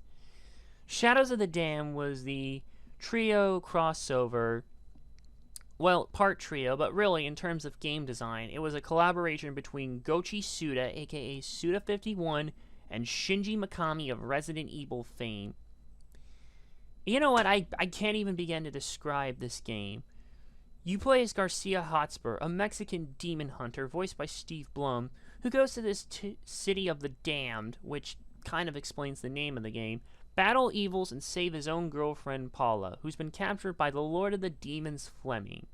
You're probably going to get some Evil Dead vibes from the front of it, and it kind of, sort of, but I really think this game does truly have its own flair to it in and of itself.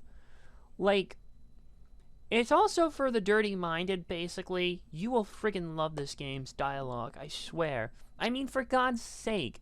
His sidekick, Garcia's sidekick, is named Johnson. Oh my god, you know what? My own playthrough again summed it up here, but I will say I'm very glad that not only is this game actually here, but I'm actually kind of glad this is getting a remaster. Because look, it never came out on PC when it first released. It was only PlayStation 3 and Xbox 360. And I'm really hoping this remaster comes out on PC because this game is dying for a proper PC port. I will say I feel like the jankiness of playing it on a console still kind of does rear its ugly head, even about like 12 years after it came out when I played it.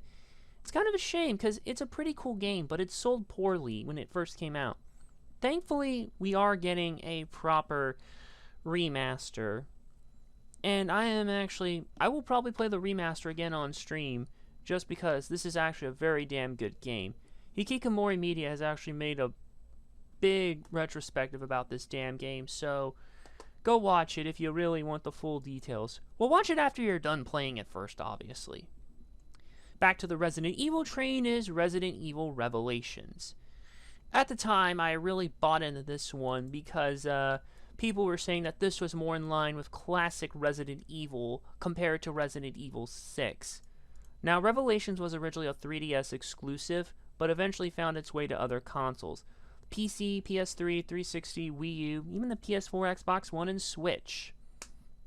I will say there are definitely elements of that regard, you know, of actually attempting to go back to classic RE, but I don't know. After having revisited it and playing the RE2 remake and the like, and 7 as well, and eventually Village, I'm kind of not feeling that. It's still not a bad game. Don't get me wrong. I do like Revelations, but I never finished it properly back then, and I probably should have. Had I actually done it sooner before I played 7, I probably would be thinking back about this more fondly. But when I compare it to everything else, I don't know. Look, I still like it. There still is definitely some creepiness, but it also tends to lean into the more action-heavy side of 4, 5, and everything. It's not bad to that degree, but you definitely do feel it in some aspects. Still, if you play this one before you play 7, I think you'll be much better off. Still, I really liked it. Look good, sound good, play good, but not as good as 7. Oh, brother, here we go. One of 2 Sonic storybook games. Sonic and the Black Knight. Oh, boy. How do I put this? It started off fine. In fact, maybe a little too easier for its own good. But then I hit up another level, like the second or third to last, somewhere in the end game. And shit goes crazy because the game basically forces you to take it slower when you've been conditioned so far up to that point to just go ham hog wild, fast slash everything to the end. And did I mention that the final boss in this game literally has you channeling your inner Kenshiro like it's Fist of the North Star? I even made the fucking sound on stream while taking it down, and even said the exact quote in Japanese, no less. Yeah, I don't know. The difficulty on this one just seems inconsistent. And I've not actually played Secret Rings, by the way, so I can't really say. I have it in the pile. I just don't know when I'm going to get to it because I have a whole ton of other shit I need to cover. So yeah, you know, if you can handle that bump going into it, I think you'll have an okay time, but otherwise, I don't know. This was an odd thing to do just because they couldn't get the disaster piece that was 06, Sonic 06 on the Wii, but maybe that was for the better. But was this really a better result? I don't know. You be the judge. All I know is that I've gotten my fill from it, and I don't think I'm going to touch it again. And speaking of ones I feel like I almost never wanted to touch, Resident Evil Revelations 2. Now, why do I say that, you ask? Well, again, Revelations 2 does much of the same in Revelations 1. In fact, it also does bring back Barry Burton, and even has his daughter as well. Again, shit goes wrong, basically, and yeah. Honestly, I was enjoying it until I basically got the bad ending in the game, and that basically made me just feel so, ugh. It's like a small thing you don't even realize, actually. But if you don't, it's going to bite you in the ass and make you feel bad. And anyone who's played it will know what I'm talking about. I don't want to spoil it again. But I will say it follows in the footsteps of Resident Evil Revelations very well for the most part. Except for that bit there. But otherwise, again, I would just play this one before you play 7 and 8. Because, yeah. Again, I couldn't help but shake that feeling. Next up is Res Infinite.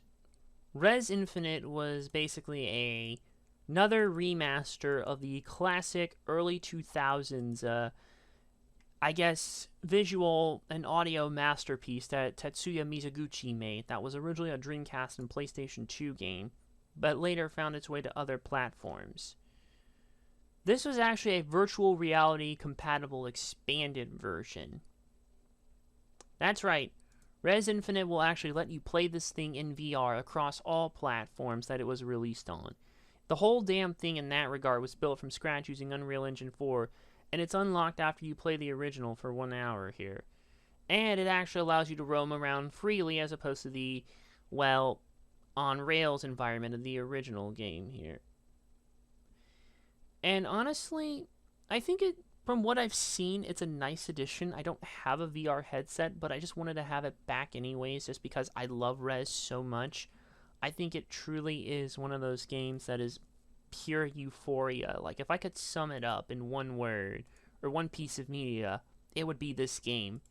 I've already talked about it when I initially played it. It blew my mind again, as it always does, so you know what? Go experience it for yourself if you haven't. Pick it up on Steam, and yeah. Continuing the Resident Evil train here, and the last big one, Resident Evil Village. Resident Evil Village. If Resident Evil 7 basically took elements of the original while giving it a brand new twist, basically here, the original games, then Resident Evil Village did the same thing, but replaced the classic games with RE4 and all that jazz. Ethan Winters now has to find his kidnapped daughter in a village filled with mutant creatures, hence the name of the game. There's a castle you go around in. There's a giant, I think this is pretty much the term where Tipster got the term, let's just say, cursed term of goth mommy from. So yeah, because you can blame Lady Dimitrescu, and yeah. And by the way, it's funny too, given how things go in the game. Again, not gonna spoil it. Story's too damn good. Well, honestly, kind of not in some other parts. There will be some things that have you going, what? Especially for those of you who have played the original games. But you know what, otherwise, I think it's actually pretty damn good. Still, it finally opens the playing field up a little bit more. It still looks amazing. It still plays amazing. And yeah, I do think it doesn't go too overboard in the action territory as well, unlike some of the original later entries in Resident Evil, like 5 and 6. Well, mostly 6, but nothing's ever going to top that insanity from what I've seen. But you know what? I do actually say I enjoyed it. I would definitely, I'd say I don't know if I enjoyed Village or 7 more. It's kind of hard to describe. But you know what? I'd say just play them both. And yeah. So this pretty much has caught me up on every Resident Evil. I do want to go back and get the proper ending to Resident Evil Revelations 2, the good ending, which is canon. And maybe I'll do that later down the line, but for now, let's just close out June with the last game and play all the Resident Evils except for 6. We don't talk about that. And maybe a few others, but yeah. Okay, last game of June, Mortal Kombat 11. You know, this was one of the ones I bought during the summer sale. I always heard mixed things about it, but I wanted to give it a go myself. And from a gameplay standpoint, it's fine. Like, if you just ignore the story and go into the gameplay with it alone, I think you will actually have a good time because, because the fucking story, man, oof. Like, I know MK10 had its grievances, and I wasn't the hugest fan of the story there, but I didn't mind it so much. Here, everything started to go off the rails, nonsensical, and yah, and so much so that they had to completely reboot it all away with MK1. Or rather, remake it, but yeah, I can't even say at the time, and, the second reboot after Mortal Kombat 2011. I'm not even sure. Look, if you just ignore the story and just play it elsewhere, fine, or just breeze through it without giving a shit, you can enjoy it. Otherwise, as a longtime MK fan, you'll probably be let down. Like, this is the type of thing that makes you want to go back and play the original MKs. I still need to play through Deception and get a copy of Armageddon and maybe the DC crossover one before, yeah. Whatever, yeah, gameplay-wise, fine, story, nah. And that closes out the month of June. July was actually shockingly a shorter month for me. I only beat 3 games. No replays, but only 3. Partially because I was out on vacation for at least a while. And partially because the next game you see took up a lot of attention. But for now, let's focus on this one. Journey to Jaburo. This was actually the first Mobile Suit Gundam PlayStation 2 game ever released, and the first one I played, and well, I don't think it's aged that well. Controlling it is like a pain in the ass. You can't use the analog sticks proper. There's no mid-mission checkpoints, and it feels more like an arcade game that was actually meant to be shorter. I actually just ended up playing it in a nightly build on PCSX2 using save states because honestly, trying to play it on an actual console was a mess. Not to mention, cheats aren't even that worthy anyway, so yeah. Honestly, like, I'm sure for the time it was fine, but keep in mind, Megasalt came out the year after on the Xbox and completely blew this one away from a gameplay standpoint. Like, that game controlled well, it played well. Well, this, I don't know, it's too shorter around the edges and other things. I didn't even hate it, but it's like, that's not gonna be how the other Gundam games are there? They better make some improvements. I would hope, at least. But yeah, I wasn't the hugest fan of Journey to Jaburo. And we continue, basically, so here's the game that actually ate up most of my time. Lost Judgment. Oh boy, oh boy, oh boy, oh boy, oh boy. I was always hoping that it would get a PC release, and when the Stealth one suddenly dropped and I had a chance during the most then recent Steam sale, I instantly jumped, at the time, the Steam Summer Sale of 2022, I instantly jumped on it as soon as I could just to get a hold of it. And I even bought the Kaido Files expansion to play through. This game is a straight-up full-bore sequel to the original Judgment. And once again, you resume the role as Takayuki Yagami. Things basically bring him to Ijincho and a particular school as well. And, well, Yagami eventually starts to find a connection between the suspect and his links with a series of particular murders committed against bullies both in Kamurocho and Ijincho, the city that was introduced in Yakuza Like a Dragon. It pretty much retains a lot of the same gameplay stuff as seen in the original, but also tries to revise some stealth elements, which there's kind of not that much to a degree, at least with the normal investigation stuff, it feels like in parts. It certainly feels a lot more like you do those in side stories than you do in the main stuff. Plus, Yagami actually has a new fighting style, the Aikido-based Snake. There are many voice actors who return, actually, and some newcomers as well, voicing some of the newer characters.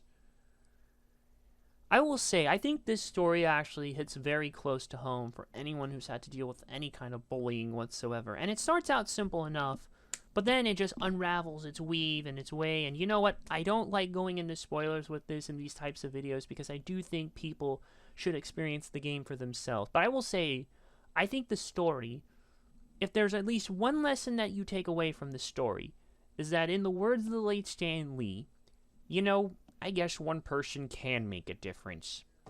Enough said. He was so right, he had no idea. But generally, though, I think this is also one that I wanted to go into and just explore a lot of the side school stories as well, because that shit was basically almost felt like some Persona-like stuff going on. Not to the same degree, probably, as that franchise. I can't say. I've never played Persona. I want to, I know, but fucking hell, even one of the songs in this game gave me some Persona vibes. And the Kaido Files expansion was also a good deal. So, you know what? I think Lost Judgment was even better than the original game in a lot of different regards. And I love the game so much, I actually did something I've wanted to do since the first game came out and cosplayed the main character as Yagami himself, both at a couple conventions in my area and for the final part of my playthrough on Twitch of it. Because it was so damn worth it, I tell you. It was very much worth it in the end, and that's how much I actually love these games. So play Judgment and Lost Judgment in addition to every major Ryuga Gotoku game. The last one to close out July is Kinetica. Kinetica's a very interesting game. This was actually an early PlayStation 2 title that was actually... It was primarily, if I could actually pull up the damn thing, here it is, primarily developed by the Santa Monica studio, actually.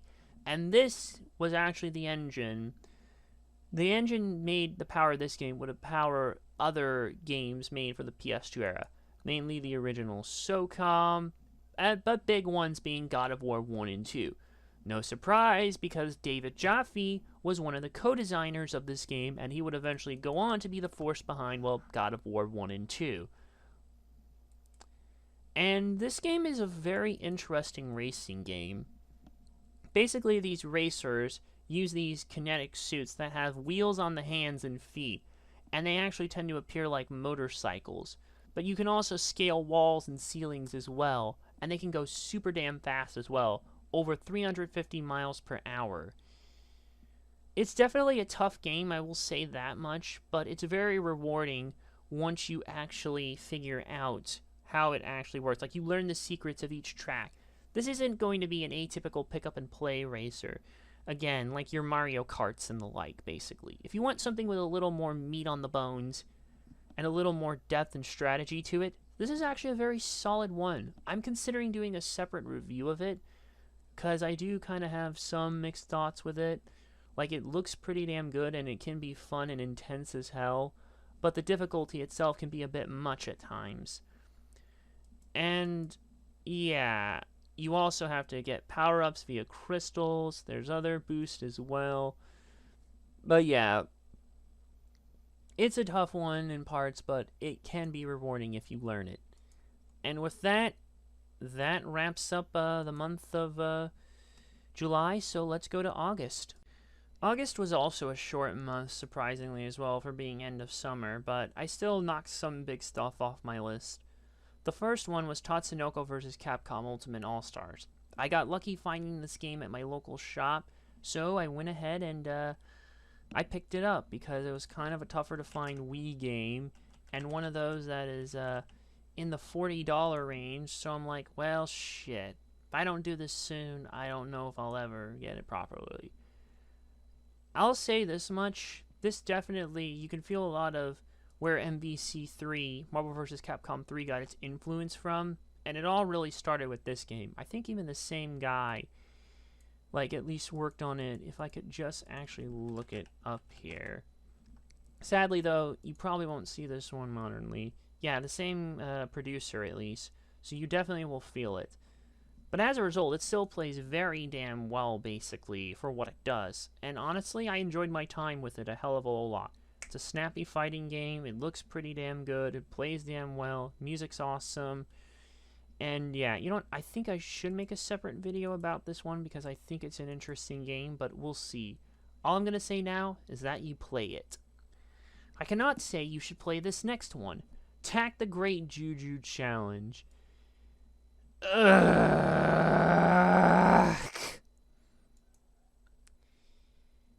I have tried, people. I genuinely tried to get into the franchise. Every time, though, something always had to undermine it. Just when it was gaining goodwill with me, something stupid happens that basically takes me out of the moment, makes me stall, rage like AVGN, and then completely just curse out the game for basically making me suffer. I tried. There's always something in it that was holding it back. The Yoorbells in the first game, the final section in the second, and that stupid motherfucking last arena thing here. You know what, I'm not even going to go further into that. All I am going to suggest is that you watch my review of it, because honestly, I don't even want to go into it right now. This game has left me just sad. Now, if this gets a full-bore remake like Destroy All Humans, the whole trilogy, original trilogy, where they fix a lot of the bad shit and actually make it a worthy game that won't leave you broken, sure, maybe I'll re-talk about it then. But until that day comes, this will be the last time I ever talk about this or any of the other past Tak games. Seriously. And speaking of other games that can drive you crazy, but not as much, Puyo Pop Fever. You know, something, I mean, it is Puyo Puyo, but at the same time, I think I've started to realize where that overly cutesy sweet nature of everything comes from in Puyo Puyo Tetris. It came from Puyo Puyo. It was always there. I just never realized it because I never played this game back then, because you know my history with GameCube. And then getting it at Retropalooza Houston playing through it, just... Blech. No. Okay, not really no in that regard, but just... Look, it's a fine game, okay? It is a fine game. There's just not a lot of meat on the bones to it. You can beat everything in like 2 hours. Like, yeah. I guess it really is just more replaying for your high scores where the replay appeal comes from. But for me, I have no idea. I have no idea anymore at this point, and yeah, I'm just gonna say that much, okay? Look, I don't hate Puyo Pop Fever. I did enjoy some elements of it, but good God, trying to unlock some of that stuff was a freaking nightmare. I'm just glad I never have to do it again. And to close out August, something much more simpler, Beyblade V-Force Tournament Super Battle. Now, this game got pretty much shat upon when it came out anyways, and it's very short at its core, basically. And, you know what? This game did get pretty bad reviews when it came out, but, you know, I don't think it's worthy of the bad reviews. I will say it's probably going to appeal more only to Beyblade fans, but if you find this for a cheapy price, and to be fair, this is one of the GameCube games that isn't stupidly expensive. You can find a CIB copy for like $11 or so, and I'd say it's worth it at that price if you're a fan of the franchise. And yeah, I mean, it's Beyblade stuff. You do it in game form, it's very intense. It's such a short game, there's not much I can say about it. Although maybe emulate it to try it first to see if you are going to like it for non-fans. But everyone else, you should be okay. And with that, that closes out the month of August, so let's get into September. Fall months are also always busy as well, and well, September was no different. Starting off the month was WrestleMania 19 on GameCube. This was the last of the WrestleMania line of games on GameCube that Yuke's made before they switched it over to, well, WWE Day of Reckoning.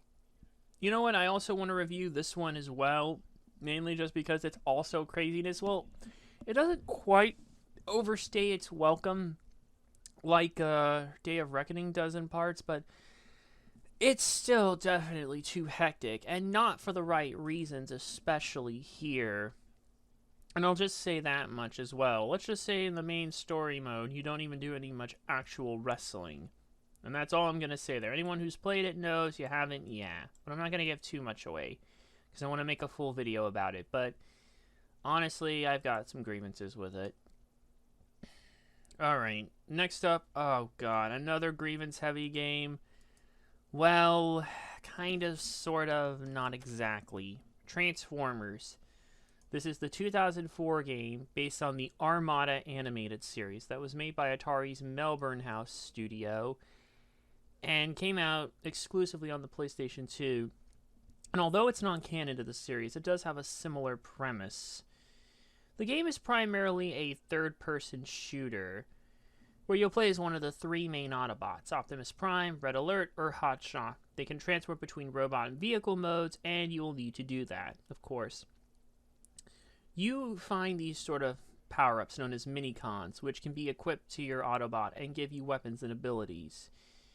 You get blaster secondary weapons, support items such as glider wings, stat enhancements, armor such as armor boost, and yeah, you can have up to 4 at once with the exception of stat enhancements, and you activate them with the shoulder buttons. At its core, it's primarily a third-person shooter as well, and there are some fun elements into it, mixing around and things, but about a little more than halfway through, the game starts to become too much trouble as well. And let's just say again, easy isn't always easy, especially in this game. Now, thankfully, I'm pretty sure this one has built-in cheats, so you don't have to use Action Replay or Codebreaker, but I don't know, I'm just... like, it's so... too much damn difficult in times where it's good, and it's just another one from that era with a lack of mid-mission checkpoints and the like. And some of the bosses are just too much trouble. It gets to a point where it just becomes overwhelming and just, I don't know. I just expected something a little bit more out of this one and I didn't get it. Plus, there are some slight performance drops, so yeah, maybe just get it for a cheaper price if you really want to and you're a Transformers fan. Anyone else looking for a decent third-person shooter, maybe elsewhere look. Now, we have another Ryuga Gotoku game to cover that isn't one of their normal games. This is Binary Domain. This is a game I've struggled to try to get into, but it wasn't until 2023 where I finally got off my ass and beat it. And given the way it is, you can't really blame me in parts. This is primarily a third-person shooter, basically, that where you battle kind of has a robotic sort of theme to it as well. But also, it's kind of bizarre. It's also one of those that has a couple unique systems. There's a consequence system that decides which non-playable characters in your squad view and trust you in story mode. And the big thing as well was none other than a actual voiceover system as well. Because one of the things that make this game stand out from other third-person shooters of its type, like Gears of War, is you being able to issue commands to your squad. You could either press certain buttons or by voice. In the case of the 360, you could actually use the Kinect microphone as well to do so. Personally, though, I tried to, but I don't know. The voice recognition system I always thought was a cool concept, but I never felt it was implemented properly, no matter which headset I used. And honestly, that kind of takes out part of the charm when you're supposed to. And by all means, when you actually look at the plot of the game itself, and you end up basically playing through it, I don't know, just, it doesn't really, I think, stand out too much. It's not a horrible game. You can definitely have some fun with it. But I don't know about it again. I guess I can see why it took so long. It's not Ryuga Gotoku's worst effort at all. But it can definitely take you a bit longer if you just don't... if you still try to struggle with that damn voice system to get it to work. But beyond that, when you just take that out, you're left with a very simple third-person shooter, honestly. It just happens to have a more futuristic theme, basically, that basically has much of the world uninhabitable because global warming causing flooding or something. Robots use as main labor force, and things go wrong eventually. There's part robotics in this. It's like part iRobot in parts. And it's like... I'm very mixed on it.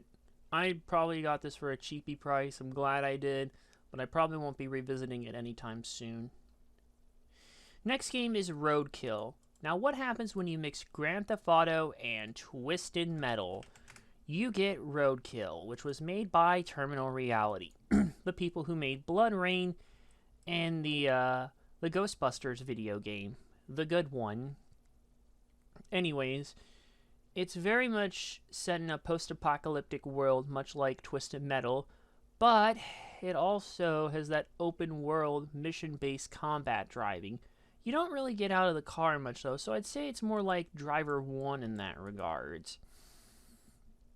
But it's very much a unique game. You go around doing all these missions, basically, to advance the story, and you have all these different cool cars, basically, that are souped up with mounted machine guns, and you can get additional weapons as well. Rocket launchers, guided missiles, sniper rifles, explosives. And there's even some turret sections occasionally in the game itself.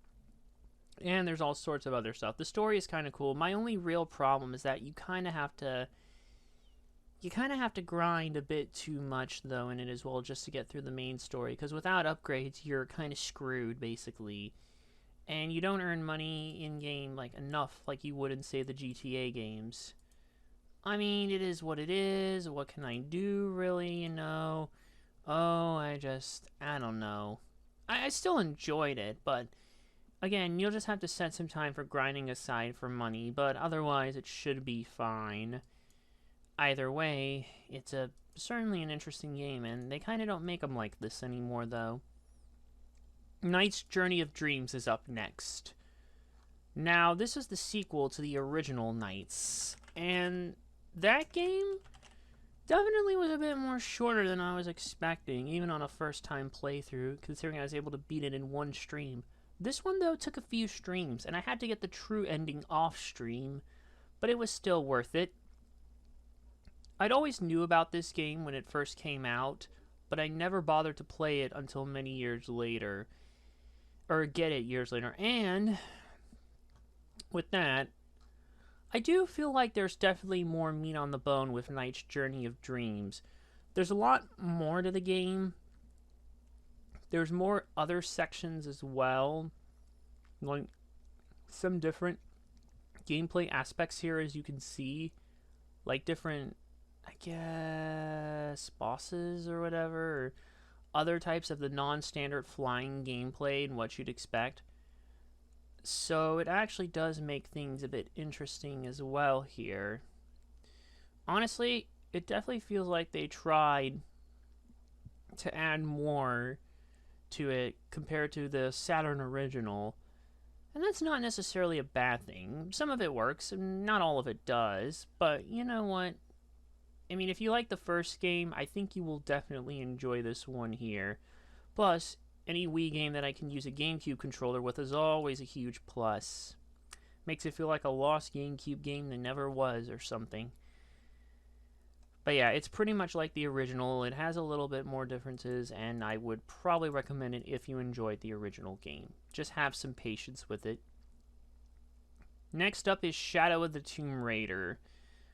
This is the last of the modern Tomb Raider trilogy that I never bothered to get through until, again, very recently, or a little while back, technically. But Shadow of the Tomb Raider was set 3 years after the events of Rise, and now Lara Croft finds herself through the tropical regions of the Americas to the legendary city of Paititi, and she ends up battling the paramilitary organization Trinity and racing to stop a Mayan apocalypse that she somehow has, well, brought upon them. And so you pretty much do the same stuff that you did in the last Tomb Raider game. I will say this one actually was not... I will say this is a pretty interesting one, especially given the fact that this was not done by Crystal Dynamics, because instead they were working on the, well, let's just say largely forgotten now, Marvel's Avengers. So Eidos Montreal took over. I will say, I think this was actually the first one of these modern Tomb Raider games where I actually wanted to go out of my way to explore whatever. And that's always what these games have been about. Exploring, finding artifacts, and just becoming a damn badass treasure hunter. And you know what? I actually kind of enjoyed it for the most part. Although I do feel like in some of the side stuff could have dragged on a bit. But you know what? I mean, some of it is optional. Most of it really is. But you just can't help but want to go explore every damn thing. And yeah, I can say I enjoyed it on that alone, and yeah. And now I've beaten every modern Tomb Raider trilogy game, so is it the best? I don't know. I mean, you probably can't really beat the originals anyways, but hey, it's nice for what it did. Just darker Uncharted, you know, and everything. Oh, goodness, not this next one. Tony Hawk's Project 8. Okay, I definitely am going to be making a bigger video about this one. It's in the pipeline for this year, but it may take a little longer. I'm not certain. What I am certain about, though, that I can say right now without giving too much away, is that Tony Hawk's Project 8 is arguably the hardest game in the entire franchise. Like, I'm not even joking when I say that. You will either basically become a master by the end of this, or you'll just basically give up on everything right then and there with this franchise. It's kind of a shame, too, because I do think Project 8 had a lot of good going for it at the same time, but you know what?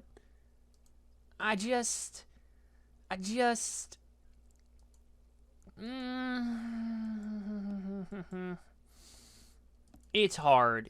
I'm not gonna lie, it's one of the hardest games I've ever played, and I had to put so many hours into it. It's like they purposely want you to play it forever. Kind of a shame, too, and it wouldn't be such a problem if not for a bunch of other game design issues and some technical issues and and everything, but yeah, I think it's best we just close it there. I cannot wait to make a proper review of it. And to close out September, I wanted to get an early start on the horror month, so I started with a game that I should have played years ago after beating the first, Condemned to Bloodshot. And the only reason it took me as long as it did was because it never came out on PC, and I never bothered to track down a copy of it until I decided, hey, you know what? I'm going to buy this on the 360 here and just have a blast. Oh, how wrong I was.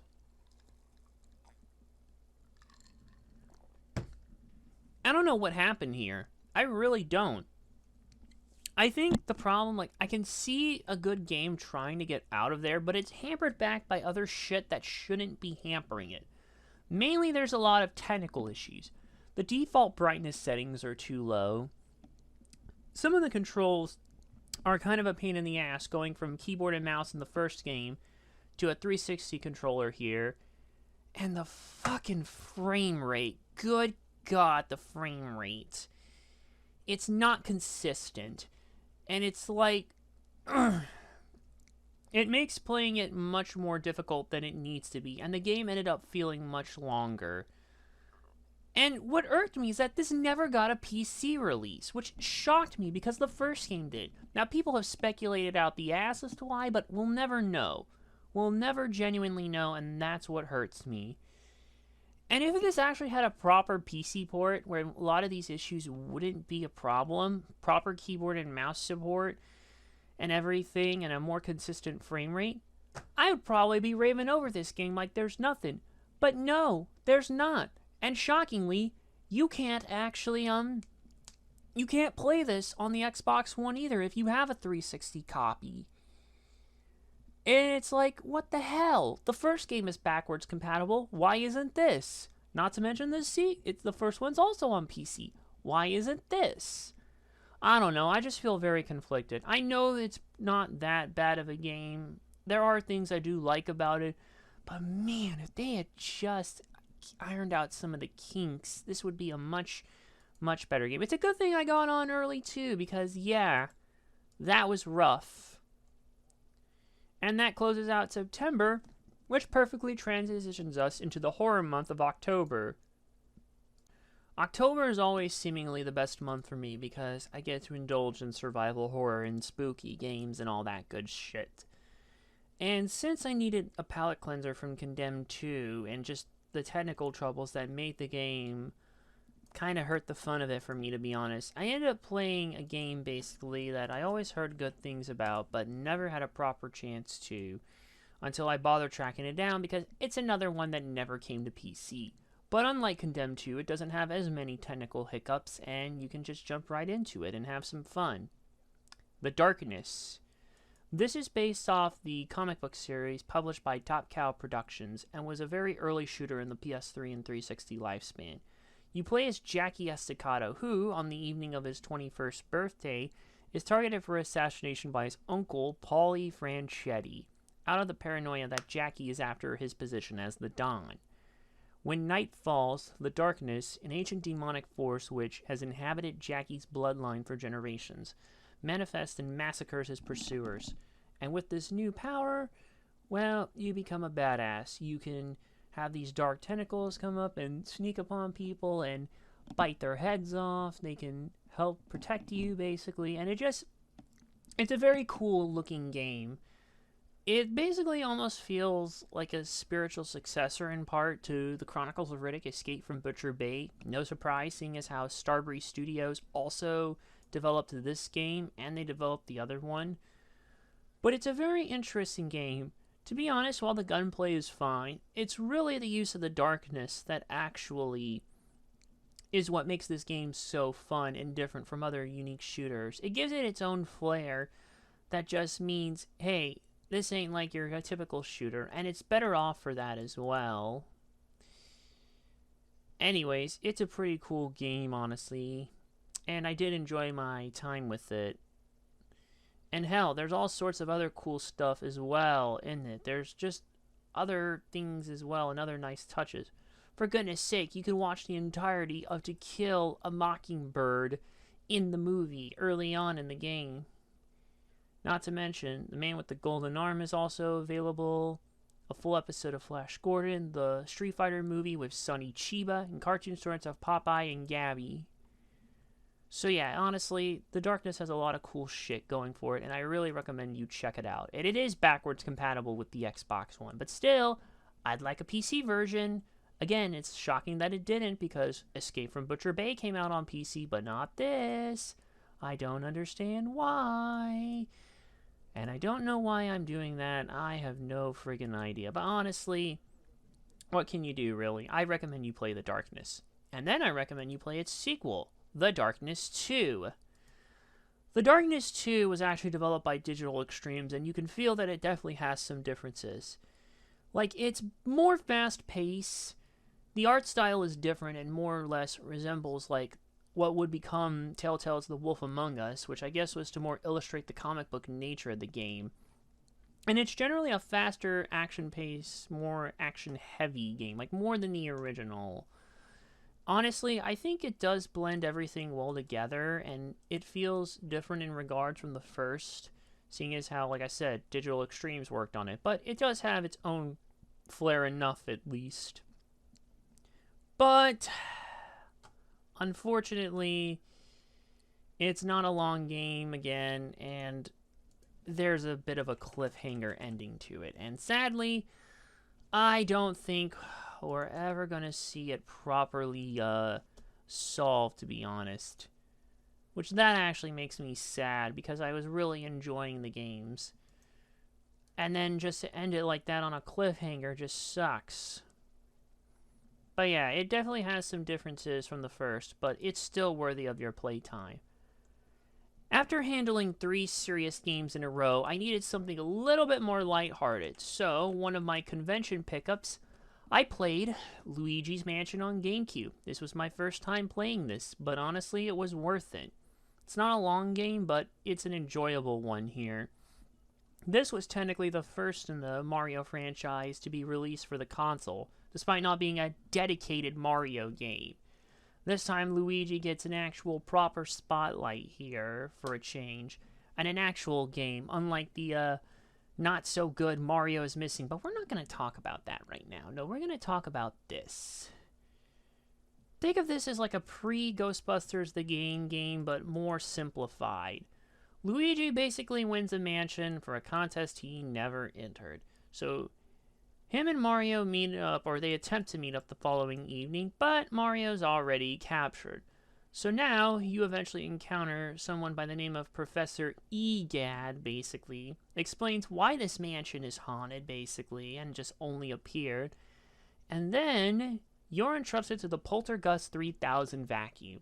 And so you go around the mansion, getting keys, basically, capturing ghosts to get keys and open doors. So it kind of has sort of a Resident Evil nature to it. Think of this as Kitty's first Resident Evil game. And that would actually be very fitting given the amount of Resident Evil love the GameCube got, but I digress. So you keep moving through the mansion, basically, and yeah, it's a very simple game at its core, but it's a lot of fun, actually, surprisingly, even if it's not your traditional Nintendo-style platformer. There's a lot of bonuses you can see. There's a lot of other things here. You know what? It's a simple game, but it's fine for what it does. And I do recommend you play it, even if you just emulate it, because even though this was a GameCube launch title, it's one of those that, again, you're going to have to pay a decent amount for. Oh my god, 64, excuse me, bucks complete now. If you get the 3DS version, that's around 40, which is cheaper, but you shouldn't have to pay stupid money anyways, because Nintendo refuses to re-release it. And what's funnily enough, too, about that is that every other Luigi's Mansion game will be on the Switch. Except for this one. Like, what the hell is Nintendo waiting for? Christmas? Just put the first one on the Switch so we can have them all on one system. I digress. Play Luigi's Mansion. I don't care how you do it, just play it. Oh, and I have to take a little break from the horror stuff to talk about another Winged Cloud game. Sakura Bunny Girls. I put this one on long enough because achievements were just not there. Because they put this out on Epic Games Store and they still screwed it up. But then I just said fuck it and did it anyways, basically. And blah blah blah, you're a different man on a mission playing a security guard who takes on a job if the price is right. And basically, you get accosted by a thief who's no ordinary thief. A woman in a bunny suit. There are several bunny suits that this guard encounters. And it's like different sides of this vigilante-like stuff. And blah, blah, blah. More crazy harem stuff. Blah, blah, blah. Same nonsense, different day with Winged Cloud. Let's just move on. Call of Cthulhu Dark Corners of the Earth. Another one that was thrown in the Metal Jesus Hidden Gem category, and honestly, I don't know. I really, really don't. I will say that atmosphere-wise, this game is on point with Cthulhu mythos and the like and everything. But the PC port, man. Oh, good grief, the PC port. Like, this was actually one of those games that I feel like definitely took an influence, like, feels in the same realm as something like Eternal Darkness, which also was very much heavily Cthulhu-inspired. But, you know, I think given... Excuse me, I need some water here. I think given that there still has that kind of where the hell do I go nature about it, and it can feel overwhelming in parts. There's no heads-up display either, so that's already a big red flag for me personally. Yeah, it's kind of, I don't know. Not to mention the sanity thing, you may have no idea what's going on, and then all of a sudden your character just ends up killing himself, basically. Honestly, I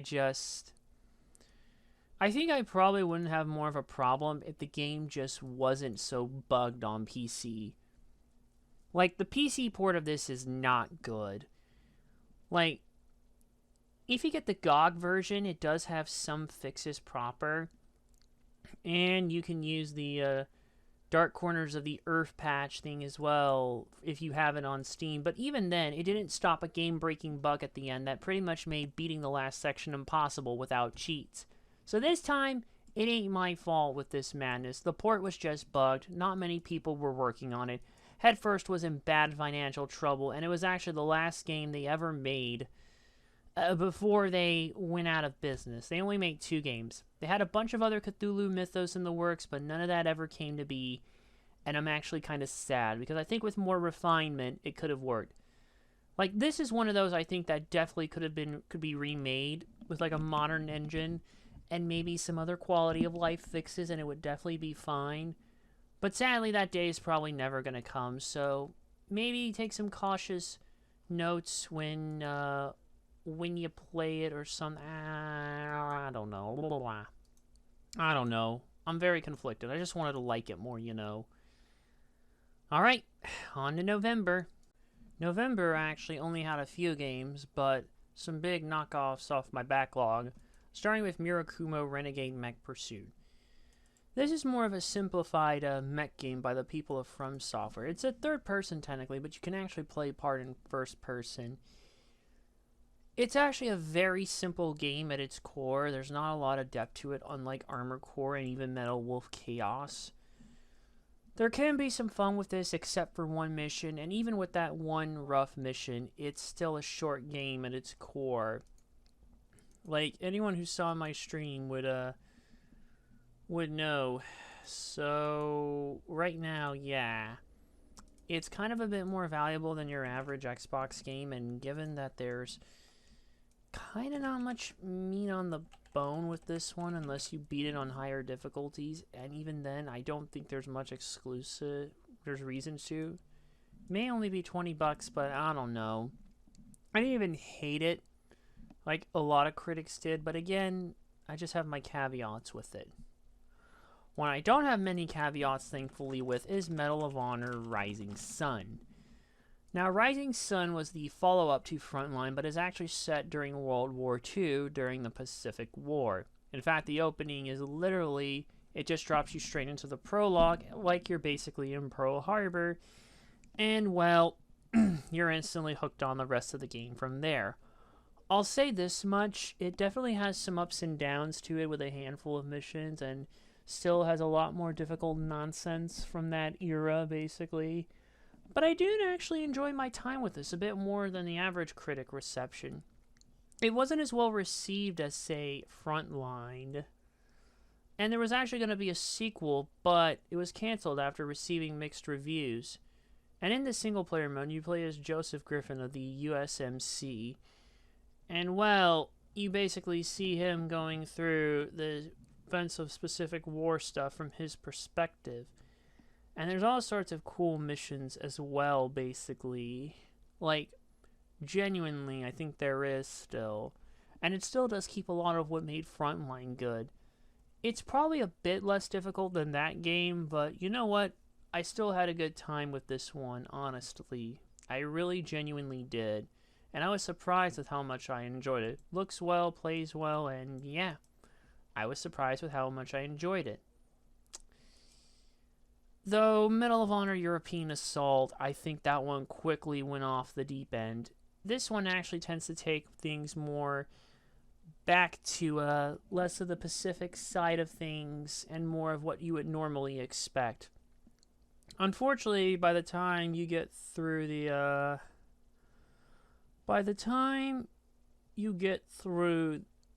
about halfway through the game, again, things start to go off the rails. Especially by the end of Belgium, when you get to the Battle of Bulge, that's where it really just goes off the end. Because honestly, I wasn't a huge fan of it. And I was enjoying it at first, but I think European Assault was even way more difficult than Rising Sun. Like, Rising Sun's probably the easiest of that trilogy. I can't decide. This might be the hardest, but I haven't played Frontline in years, so I can't really say. But all I know is like, dang, how European Assault just left me exhausted again by the end of it. Which is kind of a shame. I guess I just didn't gel with this one as well. Again, it's not a horrible game. There's definitely a lot of good things to enjoy about it. But the more I think about it, the more I think, yeah, maybe Frontline was the best of the bunch. I don't know. I should probably replay it or something. Yeah. That was it for November, so let's go to the last month in December. December, the month where you always say, gotta get that one last game in before it closes off. So, starting with a replay, The Warriors. I'm only mentioning it here because I never fully talked about this game on stream, like in one of these, because I beat this back in 2017 on the Xbox, but I did not actually do these types of videos back then, so yeah, I didn't get much of a chance to talk about it.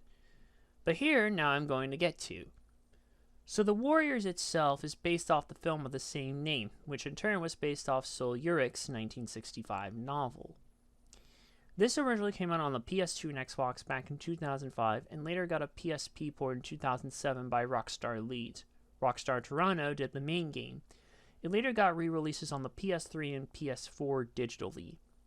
And the movie itself is also, well, it does, the last 5 missions pretty much do follow the movie faithfully. It also has part prequel origins as well of how certain members got into the gang. And by and large as well, it's very much a large-scale brawling, basically beat 'em up and other activities like chase sequences. And it even features songs from the film soundtrack. But the PS3 and PS4 versions, though, don't have the credit song In the City, which always hurt me a lot because that was a very significant song with meaning. It mentions I Love Living in the City, but that only did not appear in the movie proper, at least not that I remember. And plus, the way it's tacked in there on one of the bosses just, it feels out of place, and that one's not much of a loss, like Joe Walsh is in the city. And this was actually a very faithful game. Like, it looks very much like the movie and still looks well for a game that came out when it did. And some of the cast members from the film returned to actually voice their characters in the game as well. Michael Beck, James Remar, Deborah Van Valkenburg, Dorsey Wright, Thomas G. Wales, and David Harris all return. And they even also try to get the likeness as well to make them look like their movie counterparts. Not everyone, though, reprises the role, because some are dead and some just couldn't come back for whatever reasons. I will say that this is definitely a bit of a loose game in parts as well, and this very much represents the hectic nature of things with you taking on a bunch of gang members at once. But I still think it's a pretty solid game, and for being a movie-based game from that era, it's still surprisingly very damn good. I mean, it's Rockstar. Are you really surprised? This is when they were putting out good shit left and right, like nobody's business. But sadly,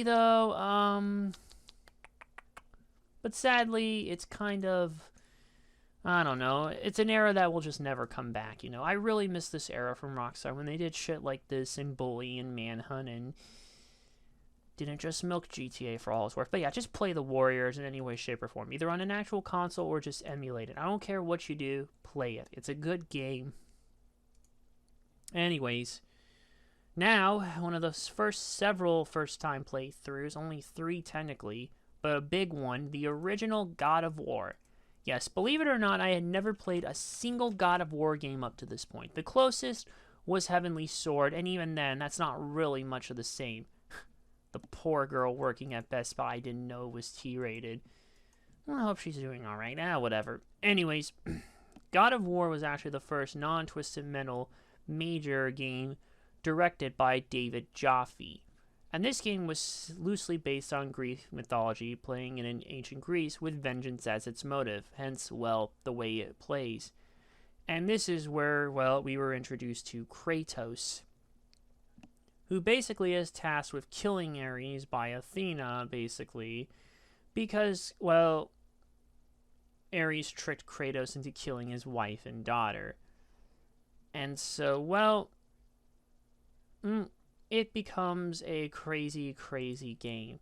It's very much a standard hack and slash game a la Devil May Cry and that like, although it's really more focused as well in part, rather than stylish combos and the like, on platforming, some puzzle solving, and a lot of quick time events. You will have to get used to that, believe me. But despite this, it's actually a very damn good game, and I can see why it got so much acclaim. It looked amazing for when it came out. Sound was really good, story, and the gameplay itself was simple, but easy enough to get into. I will say it does feel like one of those that you can't play for longer periods of time without getting tired. But I do still think it's very successful in what it does, and I'm glad I did play it and beat it. And of course, this started the massive franchise with many sequels, other pieces of media as well, and yeah. Not much more to say there. And next up is Lord of the Rings Return of the King, continuing hack and slash stuff, but something with a little bit more RPG-ish stuff in it. But ultimately, it's still one that is enjoyable enough. Return of the King was a full-on, straight-up, it was a full-bore, straight-up, basically adaptation of the movie, and you pretty much play through the roles of several different characters, and basically you'll switch between different types. You'll switch between Gandalf and Aragorn and Sam, and eventually you'll get other ones unlocked too. Like you'll eventually be able to play as Frodo in like the very last mission. But by and large, it's not a full retelling of the story, but it comes as close to possible experience the critical parts themselves, just enough to give you context for your actions. And there was actually little footage that could spoil the film for those who had not seen it, believe it or not. And because this game came out like a month before the movie did, in theaters. I don't know, and it was the closest as well to getting actual footage from the movie and having it in your possession while waiting for it to come home on DVD. But either way, you'll battle through. It's kind of more Dynasty Warriors-ish in nature, though, but it does have those RPG elements that will let you level up your character and be very good. It's like you have so much, like 3 different paths, and you'll run through all of them to eventually get to the final level. And genuinely, I think it's a pretty damn good game. Again, this is another one of those movie-based games that really just actually hit the mark. Not all of them really did throughout the 6th generation. You don't see many like it. But what this one did, I'd say we were eating good. I'd say we were eating good. And you know what? Let's just get into the last game that I beat for the year proper. There's no beating around the bush with this one. God of War 2. This is what I get for picking up the saga, and it basically took down the first part of it, because the saga was split into 2 discs on the PS3. The first disc with God of War 1 and 2, and the third disc with 3, but I'll be playing the third game's PS4 version in due time.